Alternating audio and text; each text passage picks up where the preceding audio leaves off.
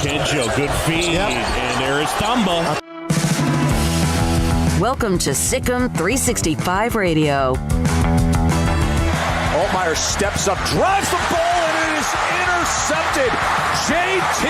Woods again. That is his second of the night. Sikkim 365 Radio is presented by IdealMRI.com. High-quality MRIs for $497 or less. IdealMRI.com. Your health is important, so is your budget. Prescott going end zone. It's caught for the touchdown. Dalton Schultz.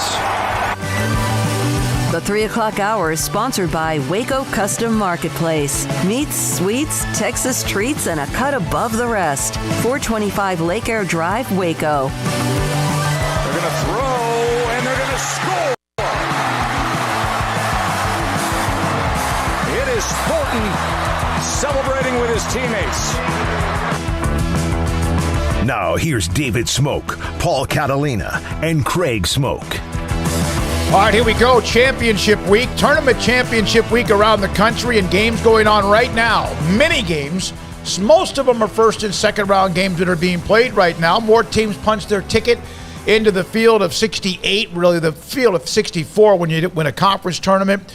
And we're also today going to start a series of a handful of interviews, probably between now and even Monday of next week, with those who were involved and are early on at Baylor when Mack Rhoades was hired, the search to find the new AD to replace Ian McCall, and we'll have those particular segments over the next 3 to 4 shows. Today, not somebody on the search committee, but very much involved as a right-hand man and someone that Mack Rhoades leaned on early on in his tenure, Doug McNamee, who is now the president of Magnolia. Yeah, the one that is owned by Chip and Joanna Gaines. So we just also got this news.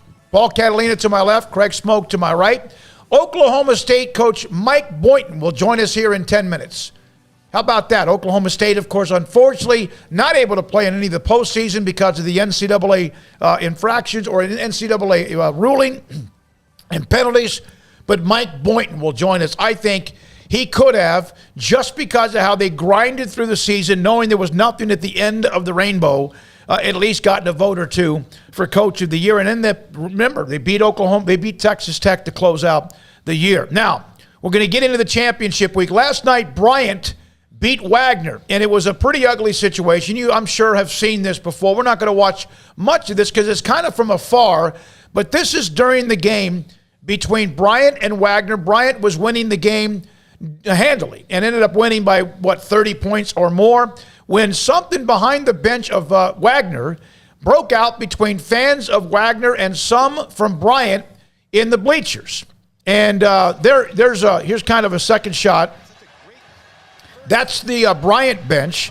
Everyone starts to glance. You can see there's something going on. Officials coming over, and then all of a sudden they'll start to pan over a little bit behind the bench of Wagner, where there was a fight between some appears to be fans again of Bryant and Wagner. There you go. Some of the players. One player in particular really had lost his composure. Mainly, we don't know why. Alex Mitchell, I think his name was, but that's what happened. Bryant ended up dominating the game. There was also a shot, and you can see the fans in mainly the white T-shirts or wherever they are. There's one fan right here, he got a drink on, he throws a drink, bam, and then the guy with the hat got hit right in the side of his jaw on the right-hand side. That could have gotten much worse than it was, and you see a bunch of people from afar, and that's too bad to ruin what was for Bryant a huge win. First time they've ever been to the NCAA tournament. You know what? We can start with this. Why are we seeing more and more idiots? Maybe not more idiots, but more and more fights in the stands. Is it the alcohol? Is it people just have no care about consequences? Are they out of control? People were inside for 2 years and forgot how to act. I'm telling you. They were fighting in stands. Yeah, but now it's even worse, and everything's kind of worse now than it was 2 years ago. For the most part, when it comes to that, we saw it more and more this year, and people are out and they just don't remember how to interact in public. And also, I'll just say that a pretty good rule of thumb is if you see a shirtless guy anywhere but a beach or a pool, there's probably something stupid going on. I gotta say, man, I was not maybe as locked up as some people chose to be, but I didn't forget how to act. I get we were cooped up and we got all this nervous energy or something, but maybe I would have bought that a year ago or a few months ago, but I just think it's people. I don't think people forgot how to act. I think maybe they didn't know how to act to begin with, and I do think that there's just been kind of a change in some people, not all, some people's mentalities. And I don't know what you attribute that to, because I think it's a variety of factors and a bit more complicated than just, hey, what's going on here? Why are people acting crazy? I think it's just a lot of different things that are going on in this country and maybe to a larger extent around the world. But I don't know. I've never been involved in situations like that, never even gotten close. So I can't explain what goes through people's heads when they get into dust-ups like that.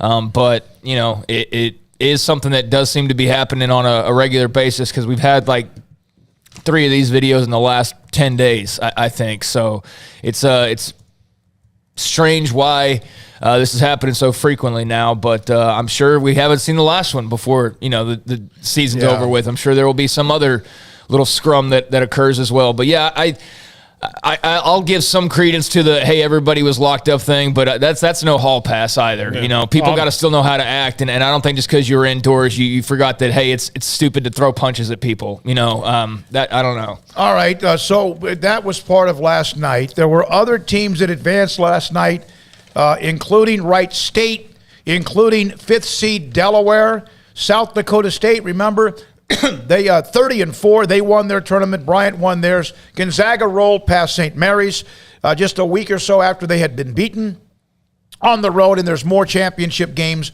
going on tonight. Some of the big boy conferences have already started as well. The Big 12 opens tonight. West Virginia and Kansas State in a play-in game, basically, because of Oklahoma State being out. They had to set up the bracket, and the winner will get Kansas, number 1 seed Kansas.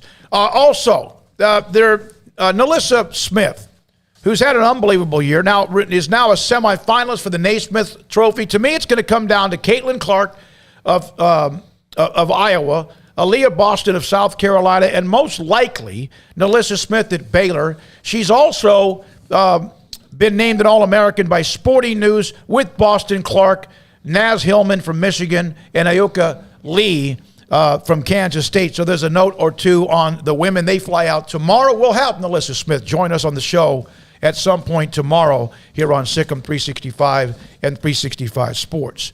One NFL note. Yesterday was dominated by the NFL. This one here, I'm a longtime Washington football fan.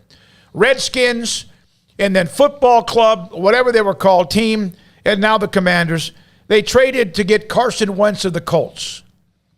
It doesn't make any sense to me. It's better than what they have.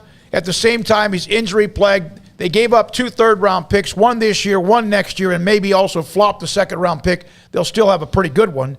But he's injury-prone. He was 3 or 4 games away his second year, following Philadelphia's Super Bowl win, of being the MVP of the NFL, and now he's kind of thought of as, oh, my God, it's Carson Wentz.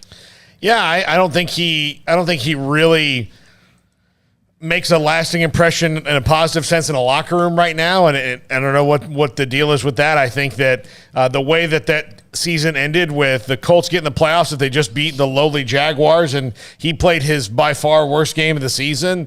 He missed time because he didn't get vaccinated last year, and not to get back in that. I think teams were mad at not taking the vaccine. Was not really about any kind of moral stance on COVID. It's just made it a little less likely you would miss a long time, and he didn't take it. He missed a couple games. He didn't play well at the end of the year. All those things went in. I just don't think he was ever a mesh there with the Colts and Frank Reich. And Frank Reich was the guy who coached him to that almost MVP season in Philadelphia. So, clearly they either wanted him out of the building really fast and thought that they could upgrade, because to make a trade for someone and then trade right away the next year, it was clearly not working. Yeah, I mean, I'm not like over the moon about this. I do think he's probably better than Taylor Heineke. Maybe I'm wrong on that. Maybe some others feel differently about that. But I think at his best, he's shown he can be better than Taylor Heineke. Now, the problem is, can you get the best out of him, or is it going to be more of what we saw towards the end of last year? I mean, that's the question. Who did they get? Did they get the guy who's, kind of damaged goods at this point, or did they get the guy who's nearly an MVP? In recent times. I don't know. With Washington's history at quarterback, I'm not real confident about this, because they haven't had a steady guy in over a decade now, basically. Mm-hmm. Over a decade. You can't find a guy to just be your starting quarterback. They have had for more than a couple years. I mean, that's ridiculous. That's ridiculous that you cannot find a guy in over 10 years' time. Since 2018, they have started, I think, 11, 12, or 13 quarterbacks. See, that doesn't even make any sense. Like that, even if you have injury issues, which I know that doesn't make any sense. Like, there's no way you're running a good organization if you've had 11 different quarterbacks suiting up in the last couple of years. There's no way. You're running a dysfunctional franchise if you're suiting up that many quarterbacks, and it won't stop here. I mean, I don't think he's going to just all of a sudden be in Washington and all of a sudden I'm MVP Carson Wentz again. Like, I'm not expecting that. I mean, the good news is they can bolt after a year on this deal. They can get out of it after next season. People are acting like he's tied down to it and they got to pay every cent, but not the way that I read it. The way I read it is he can get out of it. They can get out of it after next year. They'll pay every cent this year, which they clearly have the cap room to do. Now, Craig, to your point about that, I think that a lot of teams make the mistake of assuming they can just get a quarterback and fix things. And I think that that's what Washington was doing for a long time, when they had a lot of other holes on the roster. And sometimes you just need a quarterback to get in there. I'll call it the Jimmy G rule, and kind of ride it out and see as well you can do. What did Parcells call it? Yeah. A bus driver. Yeah. Someone who just won't screw things up. And Taylor Heineke gave him, a little bit of juice, but it's not going to be week in and week out. But he wasn't going to, put you over the top and lead you. It was a cute story for about 2 or 3 weeks. Yeah, he wasn't going to lead you throughout a season. But, I mean, Alex Smith, we know the deal there. Dwayne Haskins, awful draft pick in hindsight. Just terrible, awful draft pick. Just total bust. Case Keenum, retread. Josh Johnson, Mark Sanchez. I mean, Kirk Cousins was the last guy they had, so it hadn't really been a decade. He was their starting quarterback for 3+ years, but they never liked each other. Like, the whole time, it was always talk about him wanting to leave and them not really caring either way. And then that eventually led you to Dwayne Haskins, who, again, was just an abysmal failure in that role. I wish they could find somebody like everybody else seems to more often than not. And, they were apparently rumored for Russell Wilson, or at least, because of their need for a quarterback, they were talked about being involved there. And clearly Denver's the one that made the move. So, I guess if anything, you didn't give up a whole bunch of first-round picks. You didn't have to do that to find your next quarterback, but you also don't feel nearly as confident in Carson Wentz beyond a year than you would have if you would have had a Russell Wilson. So, I'm sure there's a lot of debate in Washington on what they did and what they could have done or what they should have done. But, I mean, it doesn't put me, in super excited mode for next season for Washington. But, I don't know, maybe he's better than expected. I mean, that's what I have to hope for at least. Well, they need something. They obviously, again, they have done a pretty good job with their draft picks on the defense. They have the young offensive lineman that's real good from Iowa, Scherf. But again, they're a quarterback play. It just kind of shows you you could get lucky and get a quarterback. They can't even do that. But they had two at one point. RG3, the injuries. And that breakup, and then Kirk Cousins, they had him and that breakup as well. We will hear momentarily from Oklahoma State head coach Mike Boynton, who will join us. Big 12 tournament starts tonight in Kansas City with the game tonight between West Virginia, Kansas State. The winner moves on. Baylor plays Oklahoma tomorrow, right about the time we close out the show tomorrow night at around 6 o'clock. Also, Baylor men's basketball in a position where do they need to win at least one game in the tournament? Are they secured with a number one seed? They could actually lose tomorrow night, although that would not be good if you're Baylor, and still get a number one seed depending on what else happens around them. But I would say, we've discussed this, you're not so sure they have to win one or two to secure the number one seed, because one of the other teams that's up in Kansas City is wanting the number one seed as well. That could be Kansas. So I don't know about if they jump Baylor, the quad one wins, and all the things that go into it as well. But they might still themselves, both of them, could be number one seeds in the tournament coming up in Kansas City starting tonight in that game, as I mentioned, Kansas State and also West Virginia. In the studio today, behind the scenes, Emery Winter, Jack McKenzie, Armstrong Sims is here. And so we will be here tonight until 6 o'clock. Doug McNamee joins us at the bottom of the hour. As I mentioned, he was somebody at Baylor when they hired Mack Rhodes as AD. He was promoted to take over external affairs in the athletic department as far as media relations. And then also today, Pat Nunley and Kendall Kaut will join us from Kansas City at the Big 12 tournament to give us their feedback on the games coming up. We're now joined by Mike Boynton, the head basketball coach at Oklahoma State, who I said this before and I'll say it again. He could and should have gotten some votes for Coach of the Year for just how he handled this year and how his team kept plugging away. Mike, thanks for your time with Paul, Craig, and David. I know it's tough because the tournament starts tonight. How did you and how proud are you your players continued to grind away all the way through the last second of your season? Well, first of all, thanks for having me, and thank you for those words. It was really all about those kids. My mission as a coach and our mission as a staff, we got the news about the 1st of November was we were going to make sure we gave everything we could to these kids because they deserved it from us, because it felt like everything that they wanted had been taken away from them before they even really got out the blocks. So we made a commitment as a staff to just pour everything we could into our guys and give them the best chance to have success. And what was already going to be a challenging season because of our schedule and the league we play in, but then to know that you're going to go all the way through the season, and no matter how much success you have from a wins and losses standpoint, you really would be irrelevant this time of year. So I'm really proud and thankful for the kids we had in our program, for my staff, for our fans for sticking with us because they continue to show up. But I'm certainly thankful that this part of it is behind us and look forward to moving on without having to worry about it. What did you learn about your kids not only in the moment right after they got the news, but just in plugging along through the season and being a thorn in everyone's side in the Big 12? Yeah, I mean, I was pretty convinced that we had tough kids in our program. There was not a shadow of a doubt in my mind, as we wrapped up things, basically winning against two of the toughest teams in the league defensively in Iowa State and Texas Tech to finish the season.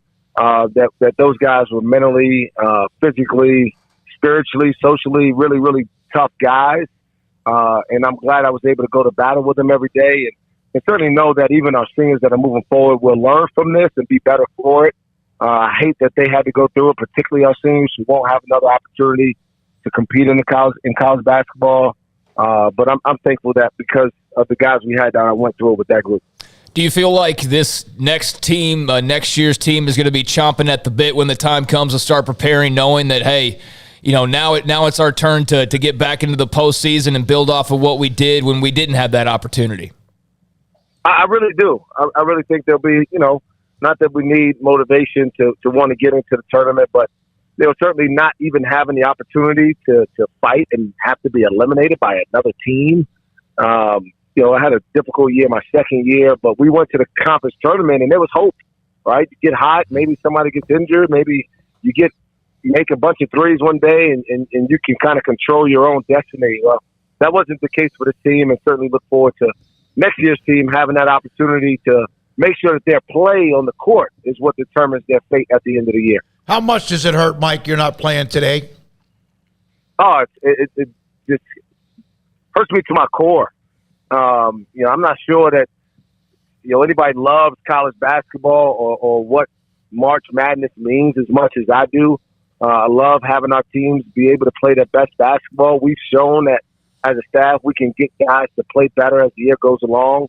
And to just not even be able to make that trip up to Kansas City and like I said, have one of the other 9 really good teams have to beat us to eliminate us from contention.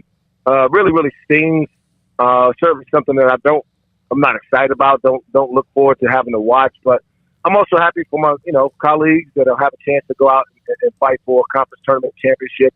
And I'll certainly be paying attention.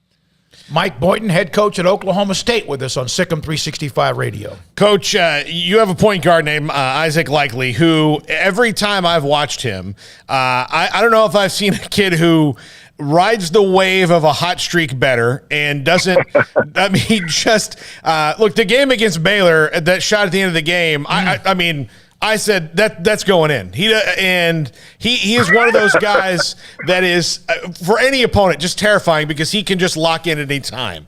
What's it like to coach him, and where does his fire burn like that, where he is insanely mature and when he gets hot like that? Well, he's just a really, really competitive kid. He wants to win at everything.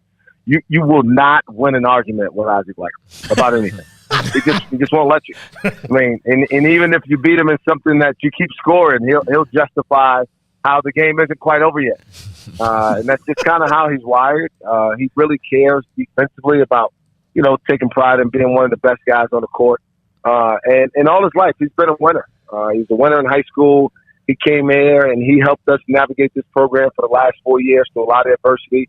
And I hope he's walking away from our program with his head held high, that his legacy will be one of a really competitive guy who was unselfish as a teammate and really put our team in position to really build something worthwhile moving forward.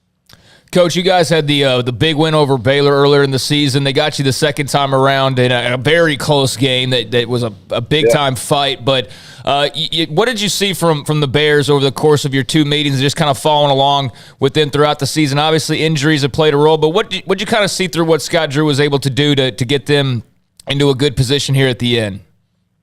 Well, I'll tell you this. When I think we were up 6 or 7 points at halftime of our game in Stillwater just a couple weeks ago.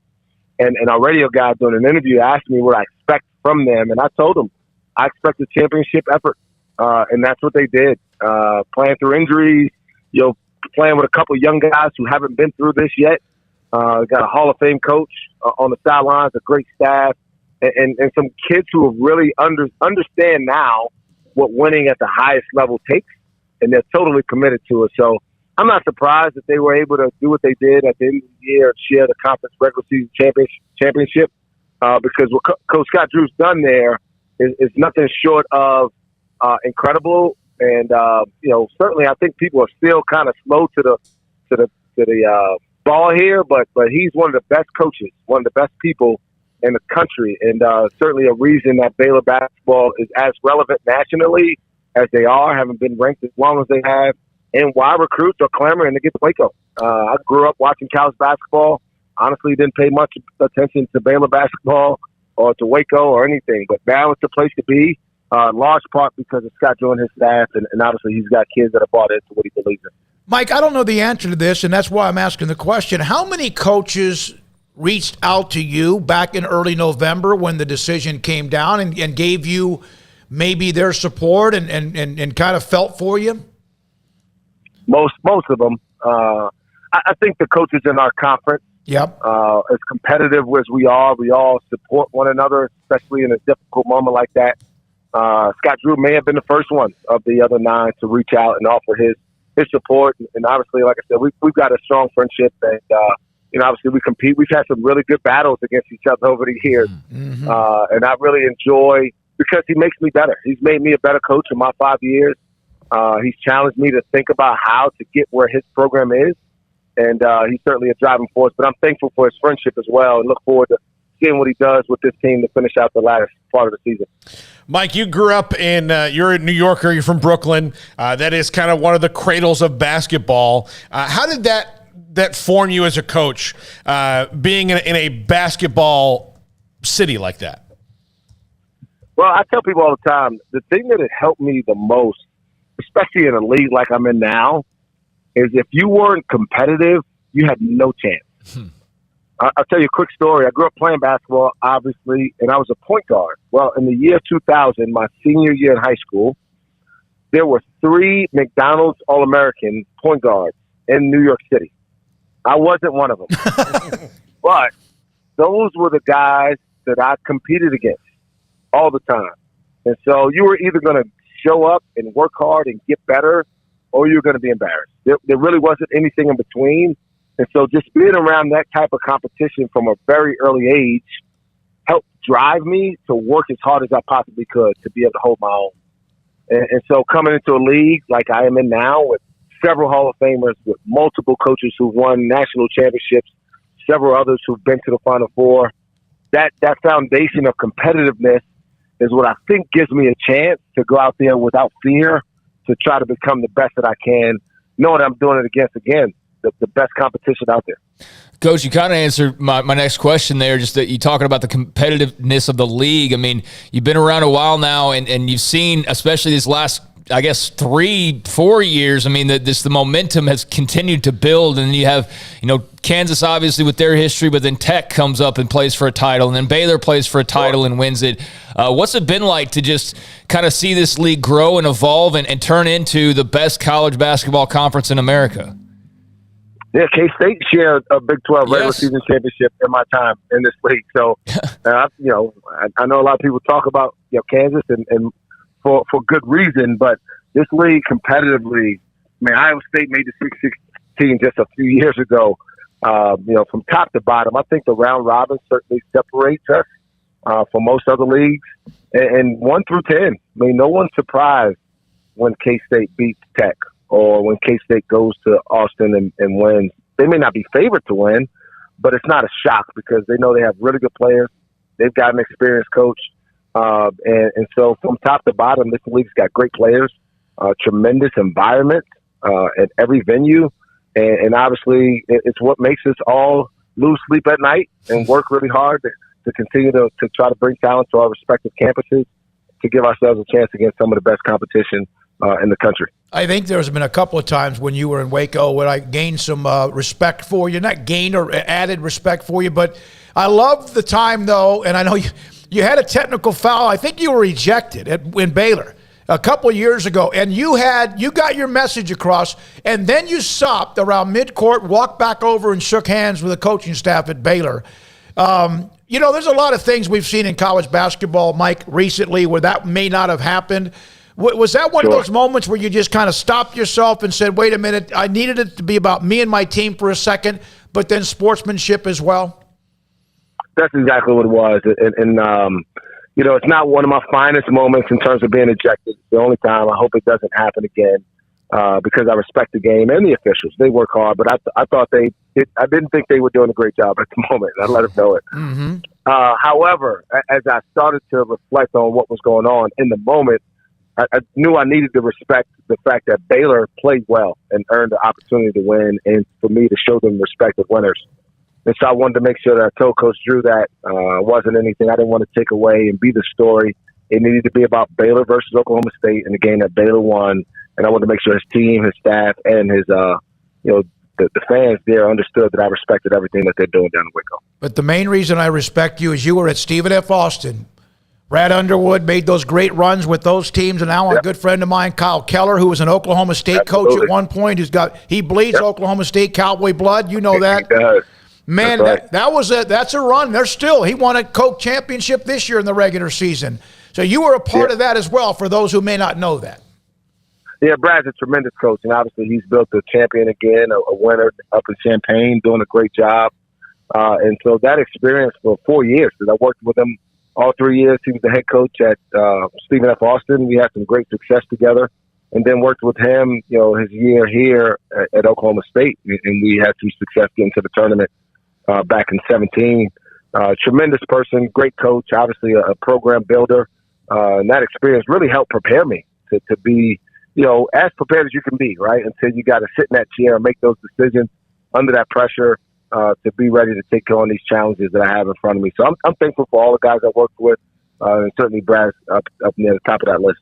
Would you be surprised if anybody won tonight? Not tonight, a Kansas State, West Virginia play-in game, but would it surprise you at all if somebody else from around the conference, not at the top, just got hot and won that thing in Kansas City? No, not at all. And so much of it, you don't know who's really healthy this time of year. Obviously, people try to keep that stuff under wraps as much as they can. And then some teams get healthy this time of year. Maybe have been resting guys. Nigel Pack's one of the guys you kind of got to worry about. He can get 35, 40 points on you and help carry his team. Mm-hmm. Isaiah Brockington, who did it against us from Iowa State, can get 30 points. Bryson Williams from Texas Tech can carry his team.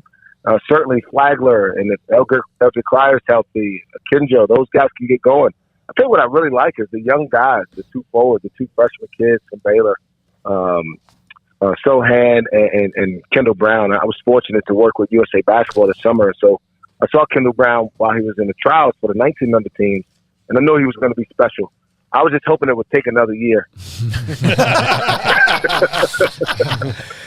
Hey, Mike, thank you. You came on last second with us, and I really wanted this segment and wanted to talk to you, wanted to tell you how much we appreciate what you represented, how you guys fought down to the very end. I mean, with the huge win against Texas Tech and what we saw both times against Baylor when you could have gone 2-0 against them as well. Appreciate you going forward, and good luck in the offseason, and thanks for being who you are. Yeah, much respect. Seriously. No problem. Thank you, guys. A lot of respect for you and what Coach Drew and Tang and Coach Brooks and all those guys are doing down in Waco. Really, really, since we're not playing, I can say I'm pulling for the Bears. Thank you. Thank you so much. Mike Boynton, great segment with him. He's just special. And thanks to Patrick Osborne for making that happen on short notice as well. That's a coach who 5 years from now, we're going to look back on this interview and be like, man, it was cool that we got to talk to him, because he's going to be wildly successful. He took us, South Carolina as a senior, went to the NCAA tournament. I'm going to mention that as a senior with the Gamecocks. It helped them, led them to the tournament his last year in college. Yeah, I mean, I know you eventually got to let somebody get off the phone, but, in a sit-down, longer setting. I'd love to dive more into this New York City basketball culture and what that was like growing up and, things like that. But yeah, much respect for Mike Boynton, and, sucks for them that they're not playing in this tournament. But they gave Baylor all they could handle in their meetings this year, as you said. And I think they'll be, they'll have a little extra pep in their step next season when they get this opportunity to actually go out and play in the postseason. They were 15-15. They lost about 4 or 5 games, obviously, in non-conference, Xavier and a few others, Houston. They were 15-15, but they went 8-10 in the conference with nothing to play for other than pride. Yeah, and I'll tell you this. I do think that the silver lining that will come out of this ridiculous, and it may already have come out of this ridiculously bogus punishment, is you're punishing a bunch of people who had nothing to do with it, a whole coaching staff that's different. All this is, gone. All the things that happened had nothing to do with Mike Boynton and these players exactly. So you're punishing them for something they had nothing to do with, and the NCAA can go, well, that's just, what did we do here? No, and they are talking about that. Yeah. That committee with Dr. Livingstone of Baylor, president's on it. They're discussing how they can move forward with that, and perhaps not have others get hurt by things that were happened or what happened previously. And about the only way you could do that probably is by either stripping prior things, which I don't like that either, or just massive fines, fines that hurt. How else do you do it? That's the question, and that's why they're obviously figuring it out, trying to figure it out, because, it's not, there's no exact perfect way to try and punish somebody, especially when there's so many moving pieces on any given year. So that's tough, but hopefully it works out, for them ultimately, that this was just a rock in the pathway, and they can go about their merry journey and play in postseasons from next year on. And who knows how Baylor closes out if Likely does make that long three at the buzzer that would have won both games against Baylor at that game in Stillwater. When we come back, Mack Rhoades joins us every Tuesday. What Baylor is on, some of the coaches, Scott Drew, and he was here well before Mack Rhoades was. He hired Nikki Cowan. He hired Dave Aranda. Mike Woodson, the tennis coach, among some others, but he's also brought some stability after the rockiness of 2015 and 16. And even after that, with the waiting of what was going to happen. Doug McNamee was on campus in fundraising at Baylor when Mack Rhoades was hired. Mack leaned on him and promoted him to be a part of external affairs vice president in the media relations department. He starts a series of interviews. We'll have Dr. David Garland. He was the interim president during that time. Also, Bob Bodine, an incredible part of a search firm, and an amazing businessman and speaker. We're going to have them over the next 2 or 3 days. We'll have others as well, former board of Regent, about the search as well. Doug McNamee, who's now the president at Magnolia, next on Sikkim 365 Radio and 365 Sports. Riverbend Liquor and Wine, Lakeshore Drive at North 19th Street in Waco, a hidden gem. You can find out all about it on Facebook and on Instagram. They've got cool events that go on all the time because they bring in new product all the time. It's not just the same old stuff. They've got the best variety of high-end bourbons. They've got the best variety of craft beers. And look, it's springtime, which means more craft beers. Steve Chapman churning the bottom of the roster there at Riverbend Liquor and Wine. They have unbelievable customer service and a fast and speedy drive-through window. So check them out, Riverbend Liquor and Wine, Lakeshore Drive, North 19th Street. Find out more on Facebook and Instagram. Baylor University is where lights shine bright. So, let there be light. Let there be roommates and teammates, scholarship and championships. Let there be fresh starts and new traditions, fast friendships and lasting impacts. Let there be laughter. Let there be joy. Let there be light. Baylor University, where lights shine bright. One size fits all. That may be all right for an adjustable belt or cheap sunglasses, but when it comes to your financial needs, no one wants a one-size-fits-all strategy. Ben Erlinson, your Edward Jones financial advisor, knows that his most important goals are yours. That's why he takes the time to understand your needs, knowing you. That's how Edward Jones makes sense of investing. Ben Erlinson, 100 North 6th Street in Waco, 254-759-8533. Edward Jones, member SIPC. In the market for a quality metal building? Since 1943, Pioneer Steel & Pipe has helped Central Texas residential and commercial customers with metal building design, panel options, building components, and trim options. Pioneer Steel & Pipe's residential line is energy efficient, offers low maintenance, reduces insurance payments, is impact resistant, and carries up to a 45-year limited warranty. In addition, they can also help you find a metal building contractor for your project. Pioneer Steel & Pipe with locations in Waco and Bryan and at pioneerboys.com. It was broad daylight. I stepped into a gas station for 5 minutes to grab a snack, and just like that, my car was broken into. They made out like a bandit. My laptop, my phone, everything. I called my agent to see what could be done, and he restored my faith in humanity. My claim was processed so quickly, and I was able to recover my losses. Stop by and see our agents at one of our 3 McLennan County locations.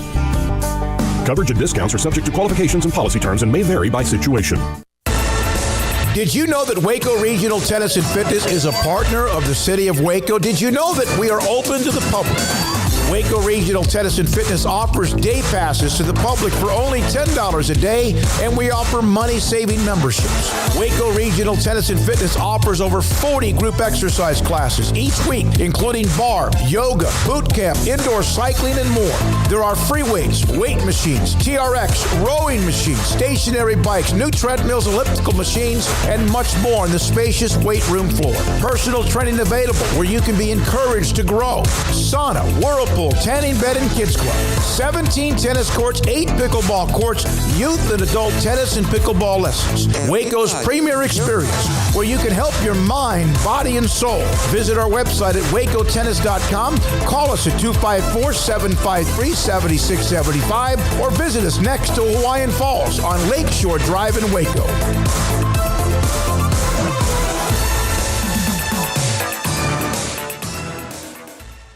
Cars priced right,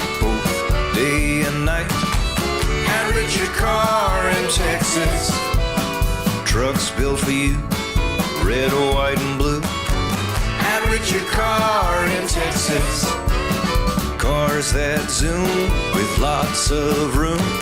And Richard car in Texas, count on us, a dealer to trust. And Richard car in Waco, Texas. Welcome back to Sikkim 365 Radio. Are you a Sikkim 365 superfan? Then try out our premium subscriptions at Sikkim365.com. Mack Rhodes joins us every Tuesday, or most every Tuesday, Baylor Director of Athletics, really almost since the beginning when he was hired in August of 2016. Over the next 3 or 4 shows, we're going to hear from Dr. David Garland. Tomorrow he joins us, the interim president at the time. We're going to hear from Dan Horde, who is a board of regent. We're going to hear from Bob Bodine, who's a search firm. He and Kevin Gall, who's now at Baylor, were a part of the search firm, and maybe one others.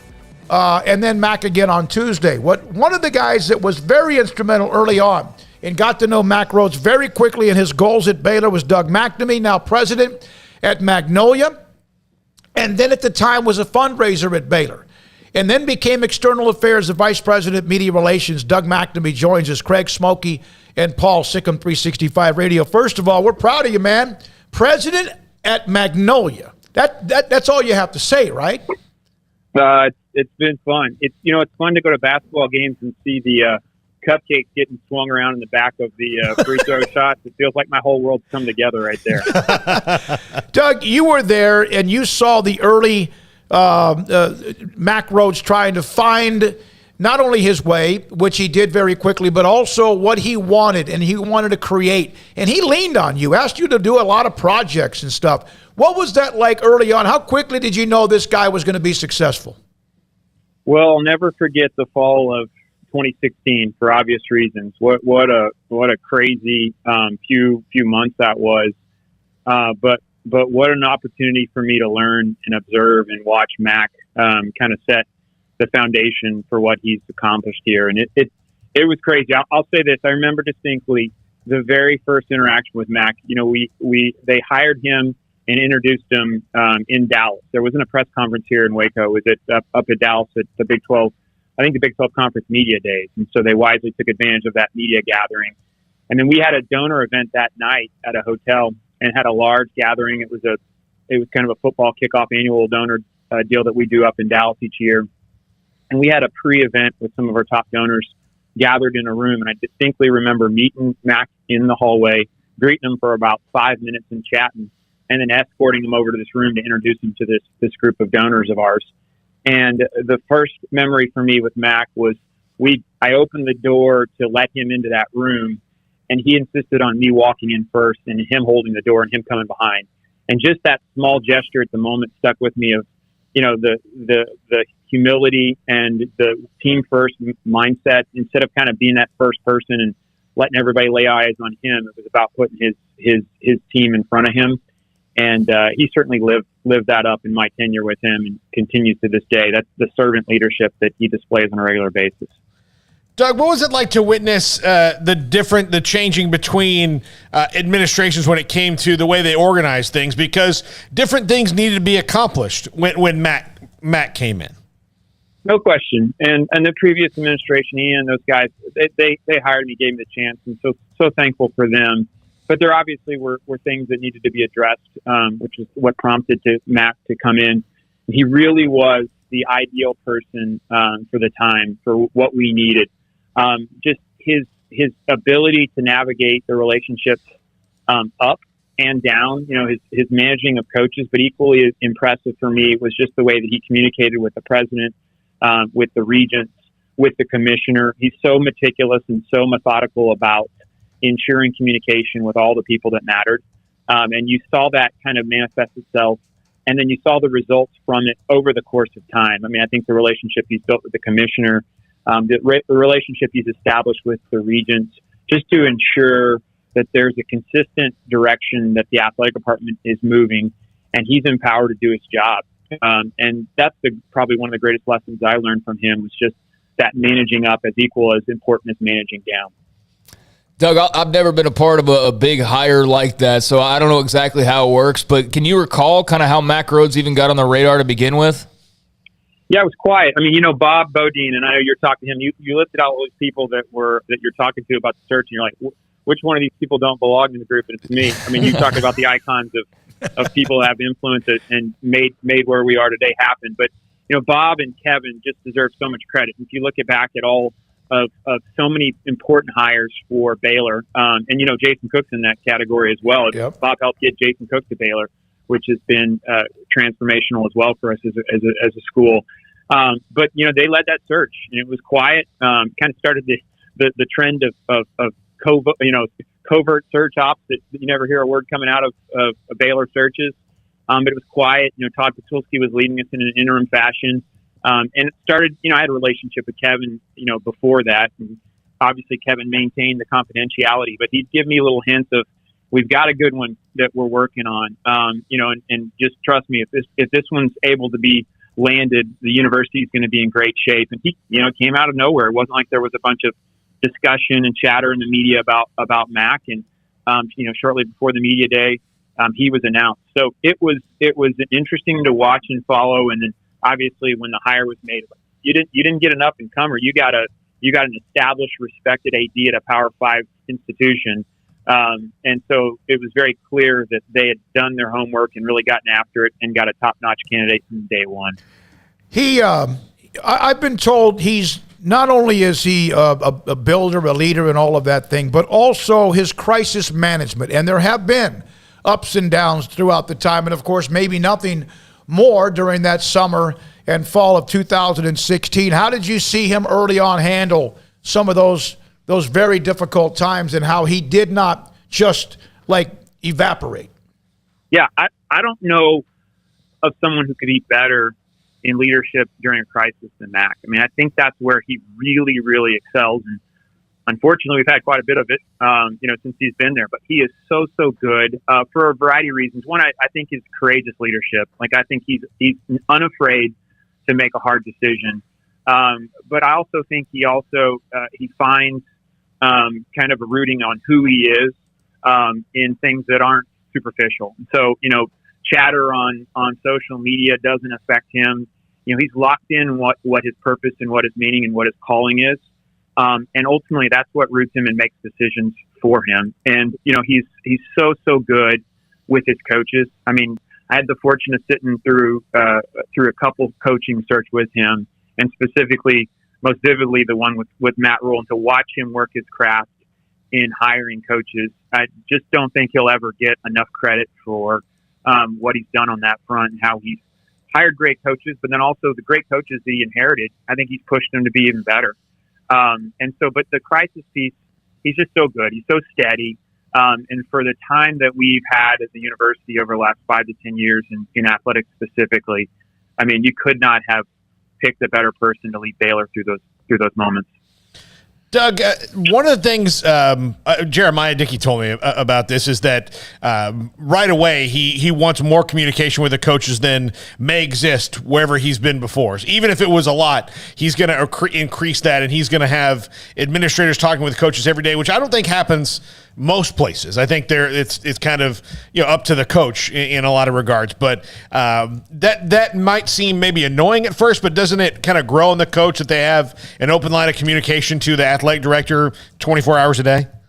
Yeah, there's no doubt. I mean, look at the results. I think they speak for themselves. But yeah, he wants to know what's going on. He never wants to be caught off guard. I think that goes back to managing up. As a administrator, he expects his coaches to keep him closely informed on things that ultimately might hit that AD's desk.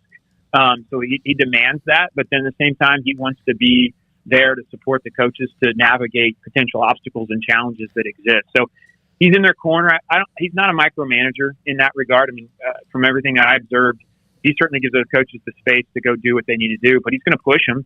And he's going to, demand and expect excellence from them. And I think that obviously, again, results speak for themselves on what he's been able to accomplish with that.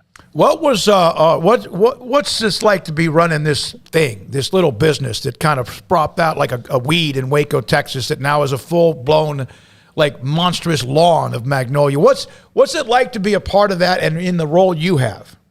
Well, the best part about it is that when I leave Baylor football games, if I don't like my parking, I call and complain to Mac Rhodes personally, and not worry about the play, and not worry about the after effects. I'm not afraid to make my complaints heard to the guy up on top. But man, what a dream! It's been awesome. Just been blessed to get the opportunity to come alongside and help serve Chip and Joe and this sprawling company they've got. I mean, the launch of our network this year has been a really cool experience to be a part of, to learn and observe. There's so many things that we're doing. I kind of joke we're like the Noah's Ark. We've got two of everything in terms of different verticals that we're playing in. But the chance to learn and just the pride that the company and that we all have with being associated with Waco and being closely associated with Baylor. It's been a really cool experience to be a part of. And I still get to be a fan. I still get to be able to go to Baylor events. And so it's given me the chance to really become more of a fan. Back then when you're working there, it's hard to be as locked in as a fan. It's your job. And so you've got to separate the emotion. But it's provided us the chance to still be close to the program while learning and be a part of a company that's once in a generation type company for this community. How many games did it take for you to become a fan? Like, was it a gradual process, or did you have times where you get stressed out and then you realize like, oh, I don't have to worry about this later. I just get home. Yeah. I mean, I used to always joke, this all access passes, and you guys kind of know this deal. It really isn't all access. It means all day. That's what it means. That's what you get to do in terms of being a fan. You're just at the game all day working. And so I think that first football game where I took my kids actually to the game with my wife was kind of a surreal feeling of like, okay, this is what normal people get to do coming to games. And that was fun.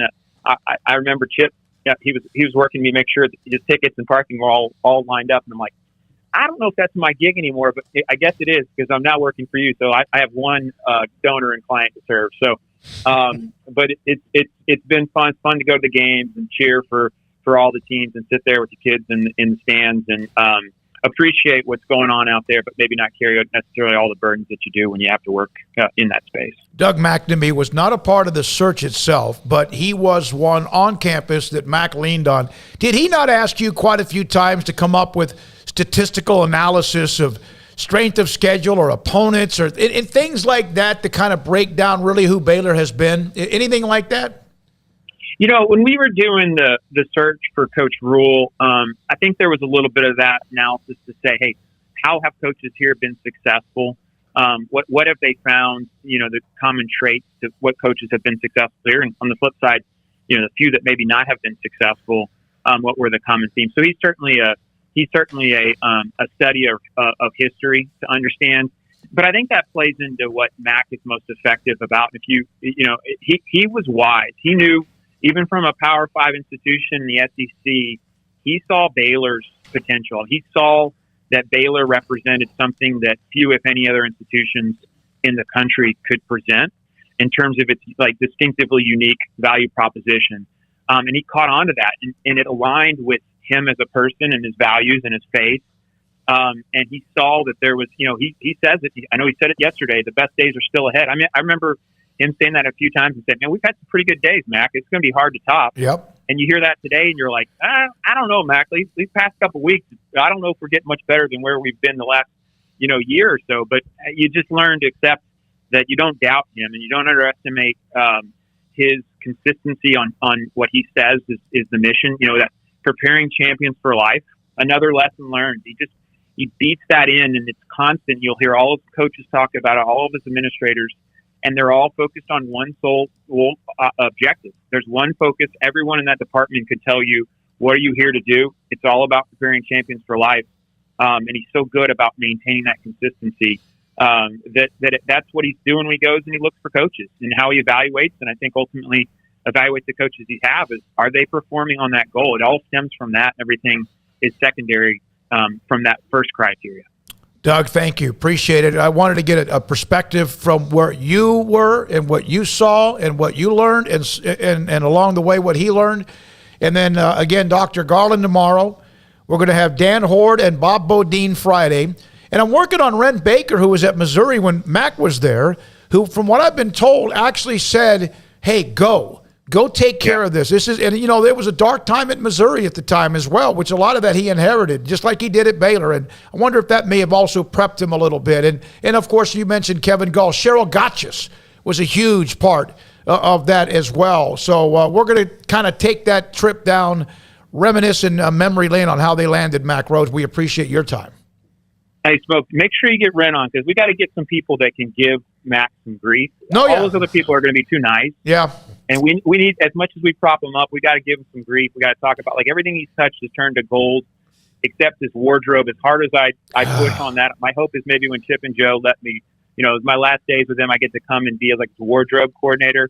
So let's make sure Ren will help in terms of taking some shots at Mac in a good way so we can have some fun. I think the women's basketball program used to have a wardrobe coordinator, Paul, didn't they? Yeah. I think they did. I'm coming to be Mac. I think Mac's actually trolling us on his wardrobe. He's a good-looking guy. He's got 3 beautiful daughters and his wife. They can help him out, but I think he's just having fun with all of them. Yeah, I think. Thank you. And Jason Cook, the hire of Jason Cook, I wish absolutely that could have been 2 or 3 or 4 years prior. Man. 6 months. 6 months. Yeah. Which changed a lot of things. He is a bulldog. Thanks for your time, Doug. Congratulations. Hey, proud of you. Appreciate you, fellas. Thank you, Doug McNamee, president of Magnolia. As just a different, and again, I know that for some of you fan bases from other schools, you recognize the success that Baylor's had, and you realize where they have been and how they came out of it and where they are now stronger than ever and how they've weathered the storm. And so we're going to go through a little bit of history after what they are now. Speaking of one of the things that Baylor has done, there was a question I was asked, and I think it was asked on the board first. How many college basketball programs, college athletic programs, have held men's and women's basketball conference titles and football in the same year? Ohio State has done that 3 times, 05, 06, 06, 07, 09, and 10. Baylor's done it now, but it was a school that was left out in a lot of the conversations, Oregon. And give credit to footballscoop.com. Zach Barnett wrote an article about Baylor's on a 100-mile-an-hour heater, and we should recognize it. Oregon won their men's and women's basketball championships and also the Rose Bowl championship. They won the big football championship in 19 and 20 during the COVID year. So that is a small group of having all 3 at one time, and Baylor at this point does have that. Texas, by the way, because I wondered about them back in the years 05, 06, 05 and 06, UT won both football and men's basketball. In 05, 06, so that's happened. It's happened 4 times in the conference where someone's owned football and men's basketball. OU in 04, 05, Texas 05, 06, Kansas State 12 and 13, and then Baylor right now in this current year. Sikkim 365 Radio and 365 Sports. Speaking of which, Magnolia, if you do come into town, if you're watching us on YouTube and not in the area and you want to come visit Waco because of the silos, well, you can do that. And if you want a place or need a place to stay and you don't have any family in the area, yes, there are hotels around Waco, and there are 7 of them in the city of Woodway. The city of Woodway, which also has a state-of-the-art, gorgeous facility called the Carling Bright Arboretum that can host galas and banquets and fundraisers and big meetings and symposiums and more, and seat up to 360, and it is a beautiful view on the inside and out. Big, huge windows that show as we're getting closer and closer to spring, eventually all the blooms, the flowers, and much, much more. And they also allow outside catering businesses to do whatever you want them to do as far as food is concerned. They have hikes and trails and running trails and walking trails, and they have just beauty throughout the city of Woodway. And you can find out more information about the Carling Bright Arboretum and also the trails and more and that daughter-mother brunch in May at discoverwoodway.com. Jeep Celebration is going on now at Allen Samuels. Come see the newest Grand Cherokee, the new 2022 available in a 2-row or a family favorite, the 3-row Model L. Jeep re-engineered for the future. The Grand Cherokee is ready for the next great adventure. Are you? Find legendary power and confidence, along with head-turning style, is what Grand Cherokee is. First responders get a $500 discount. Shop Allen Samuels, DCJ.com, or come in and see our huge selection of brand new cars and trucks. Come by. Let's be friends.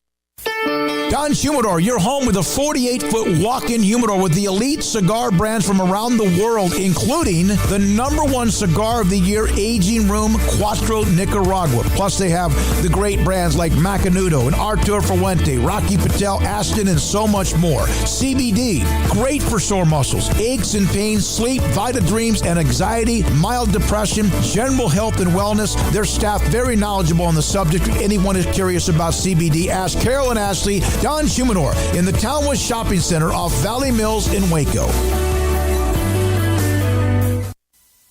You know what would make this moment better? Pizza. Dough made from scratch and an Italian family sauce recipe pizza. 3 fresh signature cheeses making a melty blanket of perfection pizza. Like loads of premium toppings like crispy Old World pepperoni, savory Italian sausage, and fresh sliced veggies pizza. That's Marco's Pizza. Visit marcos.com and make any moment better. And with 4 locations in Waco, Belmead, China Spring, Woodway, and soon to open in Robinson. Marco's. Pizza lovers get it.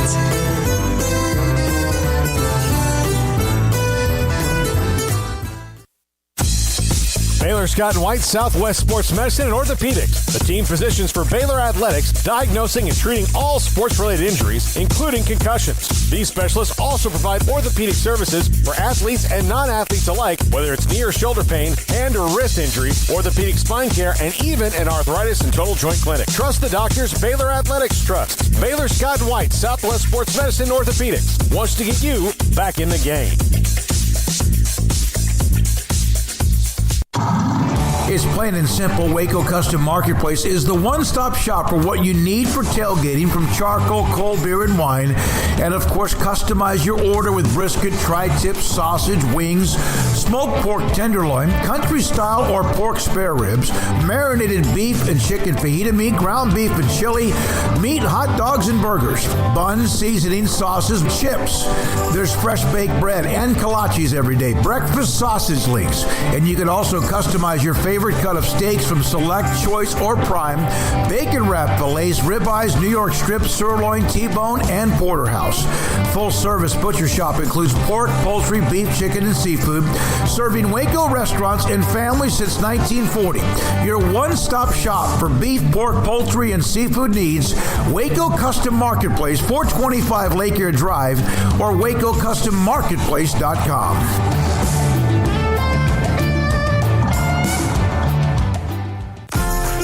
Automatic Chef Canteen is a full-service micro-market vending and office coffee provider with state-of-the-art vending equipment, a wide variety of products, and offering custom-fitted micro-market vending office coffee solutions for your employee break room. You want a full break room solution and a workplace oasis? Well, Automatic Chef Canteen, locally owned and operated for over 50 years in Central Texas, also includes in-house mechanics on call 24/7 for fast, reliable service and maintenance. Automatic Chef Canteen, 6900 Imperial Drive in Waco, or online at automaticchefcanteen.com. Welcome back to Sikkim 365 Radio. Flagler off the window, the tip. Oh, my goodness. The 4 o'clock hour is sponsored by Boozer's Jewelers, the wedding ring store, specializing in custom jewelry and repair, all in-house. Now, here's David Smoak, Paul Catalina, and Craig Smoak. Great to hear from Mike Boynton to start the show an hour ago. And now we go to Pat Nunley in Kansas City. Big 12 tournament tips off tonight. West Virginia in Kansas State. The winner will get Kansas. Pat Nunley made the trip up to Kansas City yesterday, and we appreciate his time. So they're there, Pat, and my goodness, how they've turned this thing around the last 2 or 3 weeks with what they've done to reinvent themselves and where they are with momentum. In your opinion, sure they can win it. Do they need to win at least a game, or do they need to win a game or two to secure and keep what appears to be a number 1 seed? That's a good question, and I'm not entirely sure. I mean, we're looking at all the bracketology stuff, and it looks like Baylor is a lock for at least a 2 seed, but right now, as it stands, they're a 1.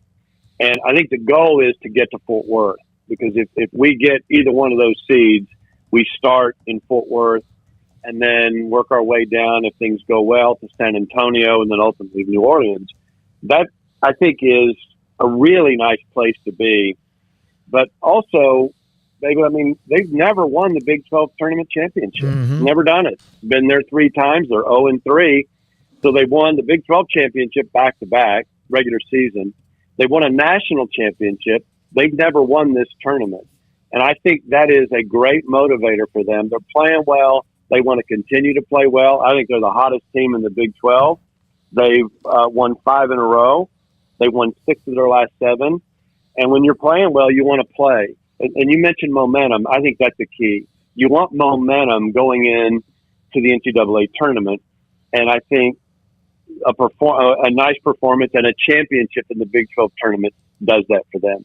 And this is different than last year, where they're not exactly on their, on fumes like they were heading into Kansas City last year. This is a team that's playing well, that's really, Pat, coming to its own, and they kind of understand their rotations now. It's kind of fascinating to watch a team go from looking like they didn't know what was going to happen to one in complete control. Yeah, and I think they're in control. I think it's a really good point, Paul. This is a team that has been really negatively affected by injuries, but Baylor has really good players, and Baylor has really tough matchups on the floor with the guys that they have. It's a 7-man rotation, but it's a really good rotation. And we've seen when this team plays well, they can win a national championship. They absolutely can. I think they understand that. That was a bit of a work in progress to get to the point where they are now. But we're close to being as good as we can get. Now, having said that, you get better every day. You get better every game, and that's the goal. And there's plenty room for improvement. But this is a team that I think has found itself. They're in a groove. They like playing with one another. And the guys that have to play well are playing really well. Akinjo, Flagler, Thamba, the freshmen are coming on. So today, this is a really good team. And you just don't want to stub your toe in this tournament as you move towards the Big 12 tournament championship and then on into the NCAA tournament. Pat, you talked about the groove that they're in. Just looking at these last couple of weeks, from the Oklahoma State win to then turning around and beating Kansas, then turning around 2 days later, beating Texas, and then a very hard-fought victory over Iowa State. I mean, they needed a little help, obviously. TCU gave them that, but just your thoughts on, what they had to do and them going out and getting the job done. Yeah, well, everybody has to play it out. And Kansas had to play the full 18-game schedule. We did too. And we did what we had to do to be in position to win a championship. And Kansas lost at TCU. TCU almost got them in Lawrence 2 days later. And Texas took them to overtime. So I think the goal was get in a position, recover enough, find that groove, get in a position to win at least a share of the Big 12 championship. And they did that. And everybody has to play 18 games. And you look over at Kansas' schedule 3 games ago, and you thought, well, they could lose one, and they did. And so the Bears did everything they were supposed to do, had to finish strong against Iowa State, and that was a little dicey, but they did it. And here they are, Big 12 co-champs, back-to-back Big 12 championships. That's a really big deal. Well, let me tell you what a big deal was. Saturday, of course, to get that share of the title with Kansas, to win the championship back-to-back. What was that moment for Pat Nunley when I saw a shadow box presented to you? And what did that mean to you? Well, I was overwhelmed, to be honest with you. So I'm sitting there next to John, and all of a sudden there's a camera in my face, and I think they're shooting somebody behind me, and John nudges me and says, "Hey, stand up. And by the way, take your headset off." And I'll do anything John asked me to do. I said, "Sure, why? What are we doing? What is this?" And I stand up, and here comes Don with that ring case. And I was absolutely caught off guard and completely overwhelmed because I just didn't expect it. And J-Mo is full of surprises. And that was just another one. He made that happen for me, and I was deeply touched and honored. And again, I just stood there and waved. I really didn't know what else to do, but it was an emotional moment for me, and I sure didn't see it coming. Have you picked out the spot for it yet? Oh yeah. Oh, we're working on it as we speak, because for a long time I've had all these great rings going back all these years, and I've got them in my office, but I really don't have a place to display them. And I've been asking John along the way, and do you have a ring case? Where did you get it? And so I know now behind the scenes, he was reaching out to my wife, making sure I had not gotten a ring case yet. And so they had this thing going behind the scenes, and got a place where I can display that and all sorts of other Baylor memorabilia. Pat Nunley, color analyst for Baylor men's basketball, with us, Sikkim 365 Radio in Kansas City. It most likely appears as if LJ Cryer is not going to play this weekend and may not play again. Do you have any new, not information on him, but is that kind of, if he plays, it'll be more of a surprise than if he doesn't? That's my attitude, David. And that's not based on anything other than my sense of things. And I don't know that they have a better sense than I do, because with LJ, it is, how do you feel? But my thinking on that has been, if he's ready, if he's going to play, he hasn't practiced in a month. If you can't play, you can't practice. He can shoot it. And we would find out whether he's lost that touch. Now, that's all timing, and it's game speed, and all those things really make a difference. But if you haven't practiced in a month, you cannot play at the level that they're going to have to play to be able to make a really good run. So my assumption is, don't count on LJ if you get him. I think you play him sparingly. If you need somebody to spread the floor, and he can absolutely do it because of his range, that's the role I think he's going to play. But to the point we were all talking about earlier, they found their team. They found the rotation. This is a really nice team, and there's some chemistry that's been built. And I think that's something else you got to think about. If you put LJ in there and he's feeling his way around, we're at a stage in the season where you can't feel your way around, and you got to be ready to play as hard as they play to be successful. Pat, what makes Oklahoma dangerous tomorrow night? Well, we talk about Baylor being a hot team. They're a hot team. They lost 6 of 7 Big 12 games, right in the middle of the league. Now they've won 3 in a row.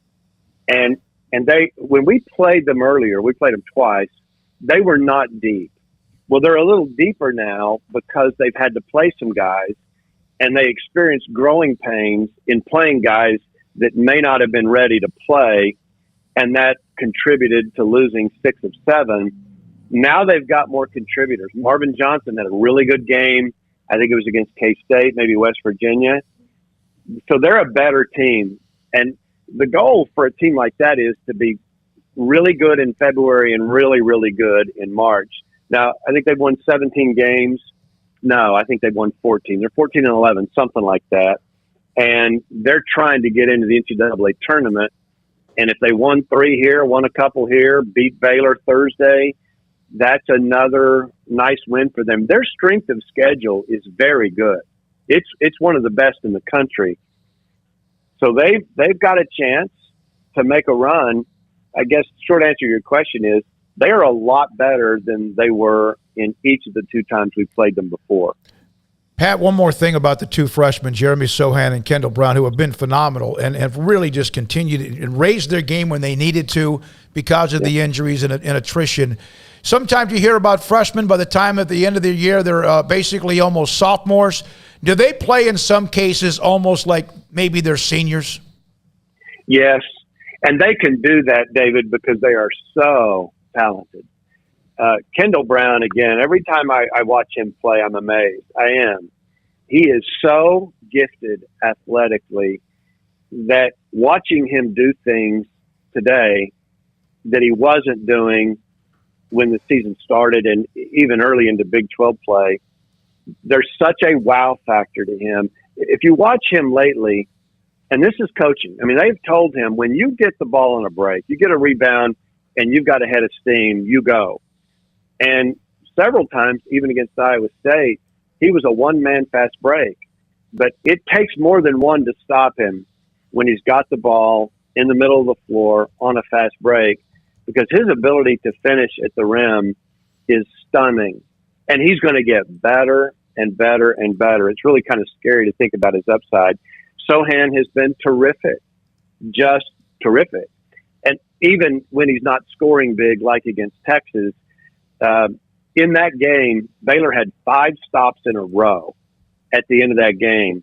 And I think during those stops, Sohan had a steal, had a couple of blocks, he had 2 or 3 defensive rebounds. So those guys are big-time players, and they're starting to play like they're comfortable. And I think really nice way to put it, you know, when you come into this in the situation Baylor's in now and is about to be, you've got to get really comfortable in really uncomfortable situations. That's what makes Akinjo so good. That's why Flagler is able to take and make big shots. I think those guys are now thriving in situations that are not comfortable.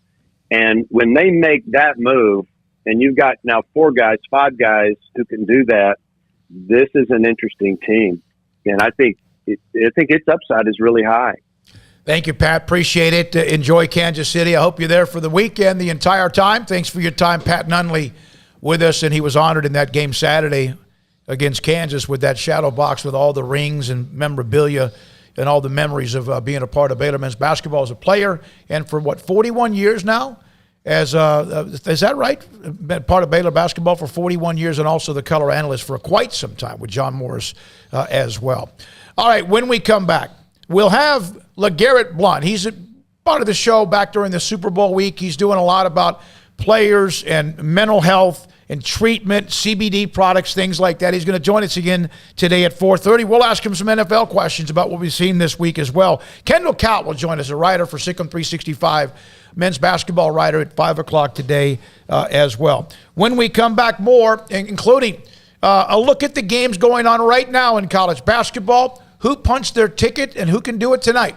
This is 365 Sports, and thanks for your time again.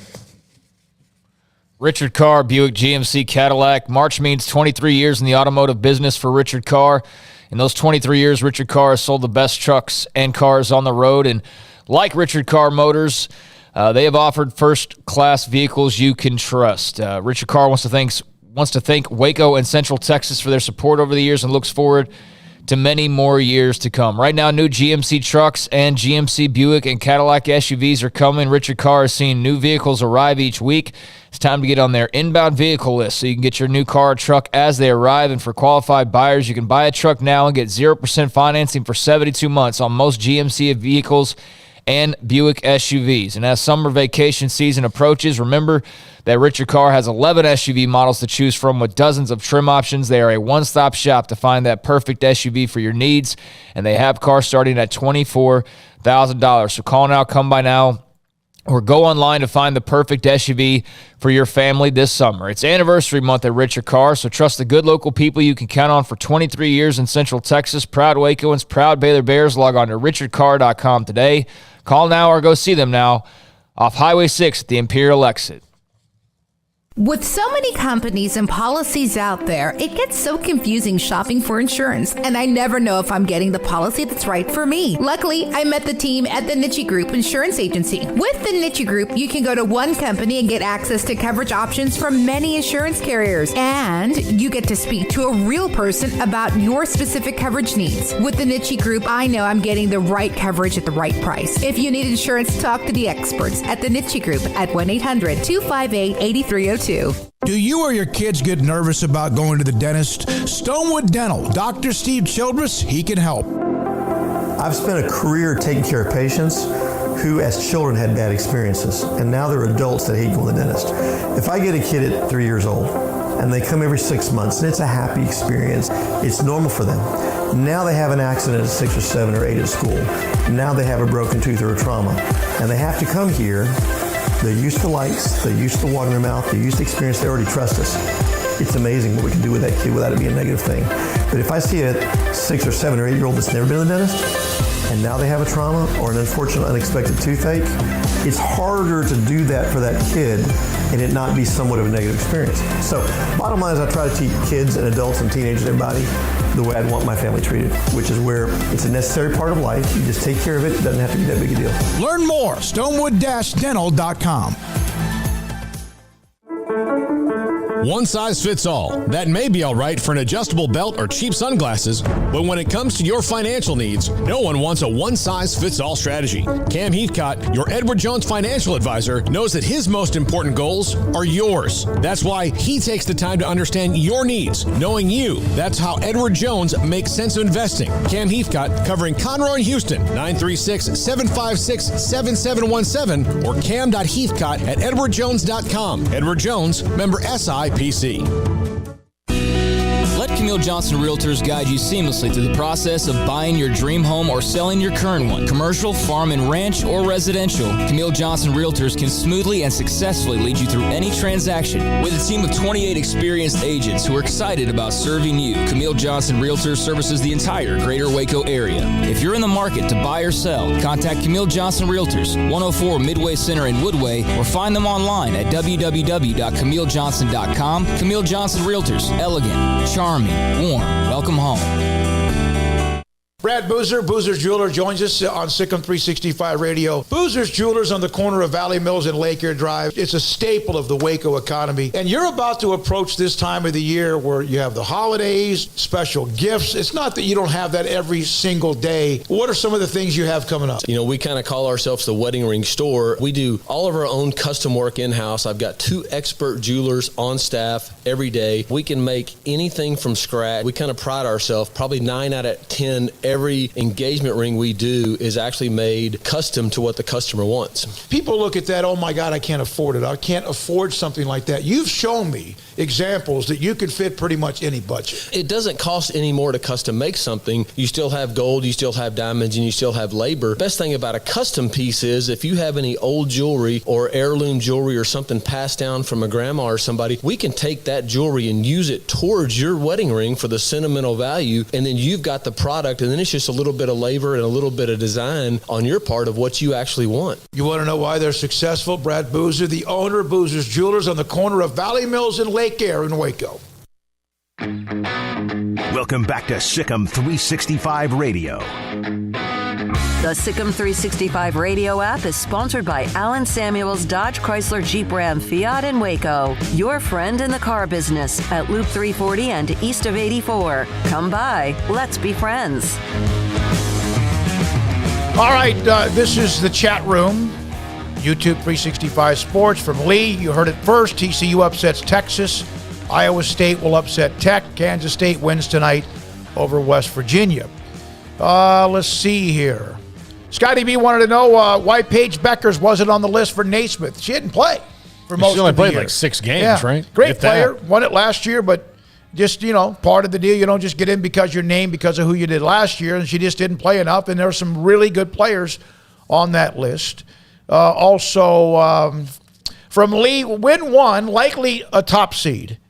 We win 2, and talking about Baylor, Lee, almost guaranteed. Wouldn't hurt to get some help from VCU and Oregon getting wins to help our quad 1, quad 2 numbers. Very good point. There's some games of other teams that are playing that might help your numbers if they keep winning. I would think that if Baylor and Kansas are playing on Saturday, then they're both probably 1 seeds. Well, that's the championship game. Right? Yeah, exactly. Yeah, okay. So, if they're both playing on Saturday, then that game might be kind of academic. But if it's somebody else and somebody else, then both the teams might have to, to worry about it, however it shakes out. But if it winds up being Baylor and Kansas on Saturday in Kansas City, then I think at that point, like if you're somebody's got to win that game, somebody's got to lose. Why should that affect the seeding for the 3rd time they've played each other this year? Unless something happens, like one of them getting housed again. Texas Tech was at point sometimes a 2 seed, with depending on which bracketology they've dropped to a 3 seed.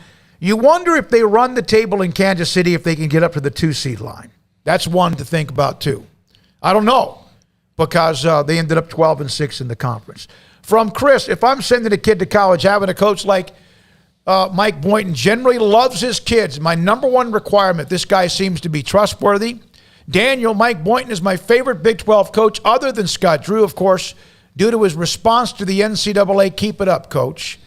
And there's a couple of other of you that wanted me to ask a question or us to ask them a question about the last game they played against Tech. From Paula, the Big 12 has some of the best coaches in the country. Mike Boynton is such a great person, handled this situation with grace, hate that they are not at the Big 12 tournament. And Chris said this Oklahoma State owed everything to the foundation T. Boone Pickens laid before his death. I hope the fans remember what he did for the university. I think most everyone, his name's on a lot of the buildings as well. Let's see, I think that's pretty much it. From Scotty, I'm not saying Bob Huggins or Bruce Weber are not bad coaches. However, Bob might retire. K-State might be moving on from Bruce Weber. I've seen some of that smoke as well. I don't want Huggy Bear to ever retire. I don't either. Or if he does, just go into the podcast and let it fly. Like you don't have to worry about it anymore because you don't have to recruit. Just tell the stories, Bob, because they're going to be great. Yeah, I agree. He would be good to sit down at some kind of place, sit down and have like a dinner with him, and just if you got to put I'd have to put my hearing aids in because I can't hear very well. From Biscuits and Gravy, really, I need to know about the new Magnolia-inspired Bluebell ice cream. The flavors exclusively at Silos, or after this week, can I get anything like that at H-E-B? We missed that one. I'll reach out to Doug. I feel like we failed everybody because of that. But honest question from Matt. Conference title tourneys only take the top 10. Let's see. Hey, honest question. Should the conference title tournaments only take the top 10? It makes the regular season more worthwhile again, but ADs are greedy and coaches are whiny. Like in each league, in the Big 12, there's only 10. And instead this of year there's 16 9, or whatever it is. Yeah. I mean, maybe. I mean, because then you wouldn't have. I mean, some of the games at the beginning of the tournament, like you do in the ACC right now, where it's just it's crap on crap. I don't think they're looking for exclusion, though. I don't think they're trying to make it a smaller field for conferences. The conference is trying to play as many games as possible and make as much money as possible. So the last thing they want to do is make it let's make it as ultra competitive as possible and make it the toughest tournament right before we go into the big tournament. You know, I mean, because you whittle down teams, you're only going to get tougher games. So I think there's something to be said for, a bye if you're a top 2 team, or, a lesser opponent in that first or second round game that you might have versus, putting your 10 best out there if you have more than 10 teams. So, no, I don't think that's probably in most people's minds. Well, and it's also when you negotiate a TV deal, you're going to tell them, like, hey, we're going to take away. We're going to have less games. We're going to have less units. There's 2 reasons you have a tournament. Money, and it's really the last chance for somebody to make the NCAA tournament, which creates excitement leading into almost March Madness type finish like we saw the other day with UT Chattanooga. Timothy, Bluebell ice cream, Waco Town vanilla, Joe's lemon pie, s'mores at the Silos, Magnolia pressed chocolate cake, and Chips salted caramel truffle. Is that real? I guess those are the ones that they're going to. Timothy's in Iowa knowing all about this, huh? Well, I mean, look, they're everywhere. Oh, he produced ice cream for restaurants back in the 1980s. That's a good gig. Man, that's great. Very cool. That's a good gig. Matthew, do you exhaust yourself trying to win the conference, then have to go through another run when you get to the NCAA tournament, which could be 6 games? I think you try to win the conference tournament. Yeah. I don't think you kill yourself unless you need to win to get in. But I do think you try to go win the thing. And Scott Drew said that to us on Monday. Well, I think Bill Self has done it. If you watch him, he's the guy who's won it the most times. He's done it kind of both ways where, look, we're going to play as hard, but if a game gets out of control, I'm not going to, coach the same way I would, knowing that my seed's not going to change. I need people ready in a week, and I don't want to get anybody hurt. So it's not like he's throwing the game, but you have to, pull back the horses a little bit sometimes. So, from John, interested to hear your opinion on the Pac-12 TV deal and how much it impacts the remaining 8 Big 12 members. What if Fox wants the Big 12 or Pac-12 to expand to Central Time?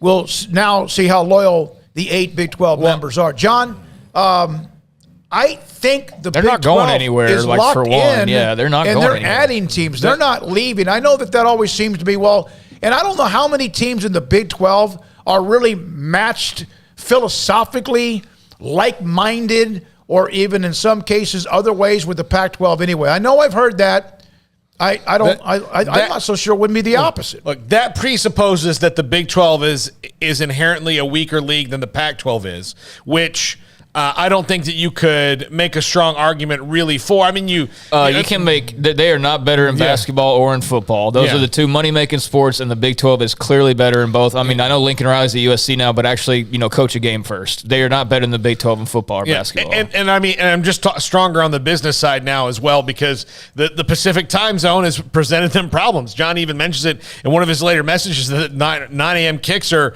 hurting the Pac-12. Does the Big 12 want to get into that? Which is, which could be 8, whatever it is, time for them. But yeah, they have 9 a.m. kicks sometimes in the Pac-12. I don't think they want to get involved in that business. The Big 12 is probably more concerned with its actual stem and growing the way that it can. And the last thing you want to do is, once you get rid of somebody like Texas, do you want to get back into some of those things where you have you're seemingly all on the same page right now? I know that early on that was a prevalent thought, because everyone seemed like it could just break apart. But the Big 12 has not strengthened itself, but solidified itself going forward.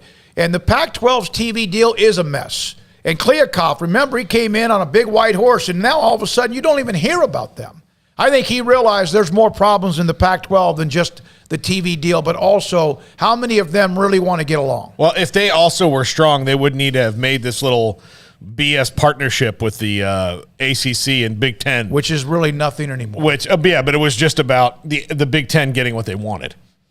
Yeah, I mean, what's the questions about, can they play Central Time by picking off Big 12 teams? Because we're kind of going around the thing here and presuming That's what I read. A lot. Yeah, that was the question. But we're presuming a lot about the Pac-12 and what they're thinking and whatever. We haven't heard anything because there's nothing to really talk about. I mean, we heard about the alliance when the playoff vote came out. That's the last time we've heard from anybody. So that's part of why we haven't heard from the Pac-12. Plus, everybody was busy with the season. So, I mean, I guess when you hear chirping all the time and all of a sudden it's not there anymore, it feels like, oh, well, they're not doing anything. But I think they're like everybody. I mean, the Big 12's not really out doing anything right now. They're just going about their business. So I just think everybody's in the dips of their season. Now, as far as the question, the Pac-12, I would think that in their negotiations, certainly better kickoff times.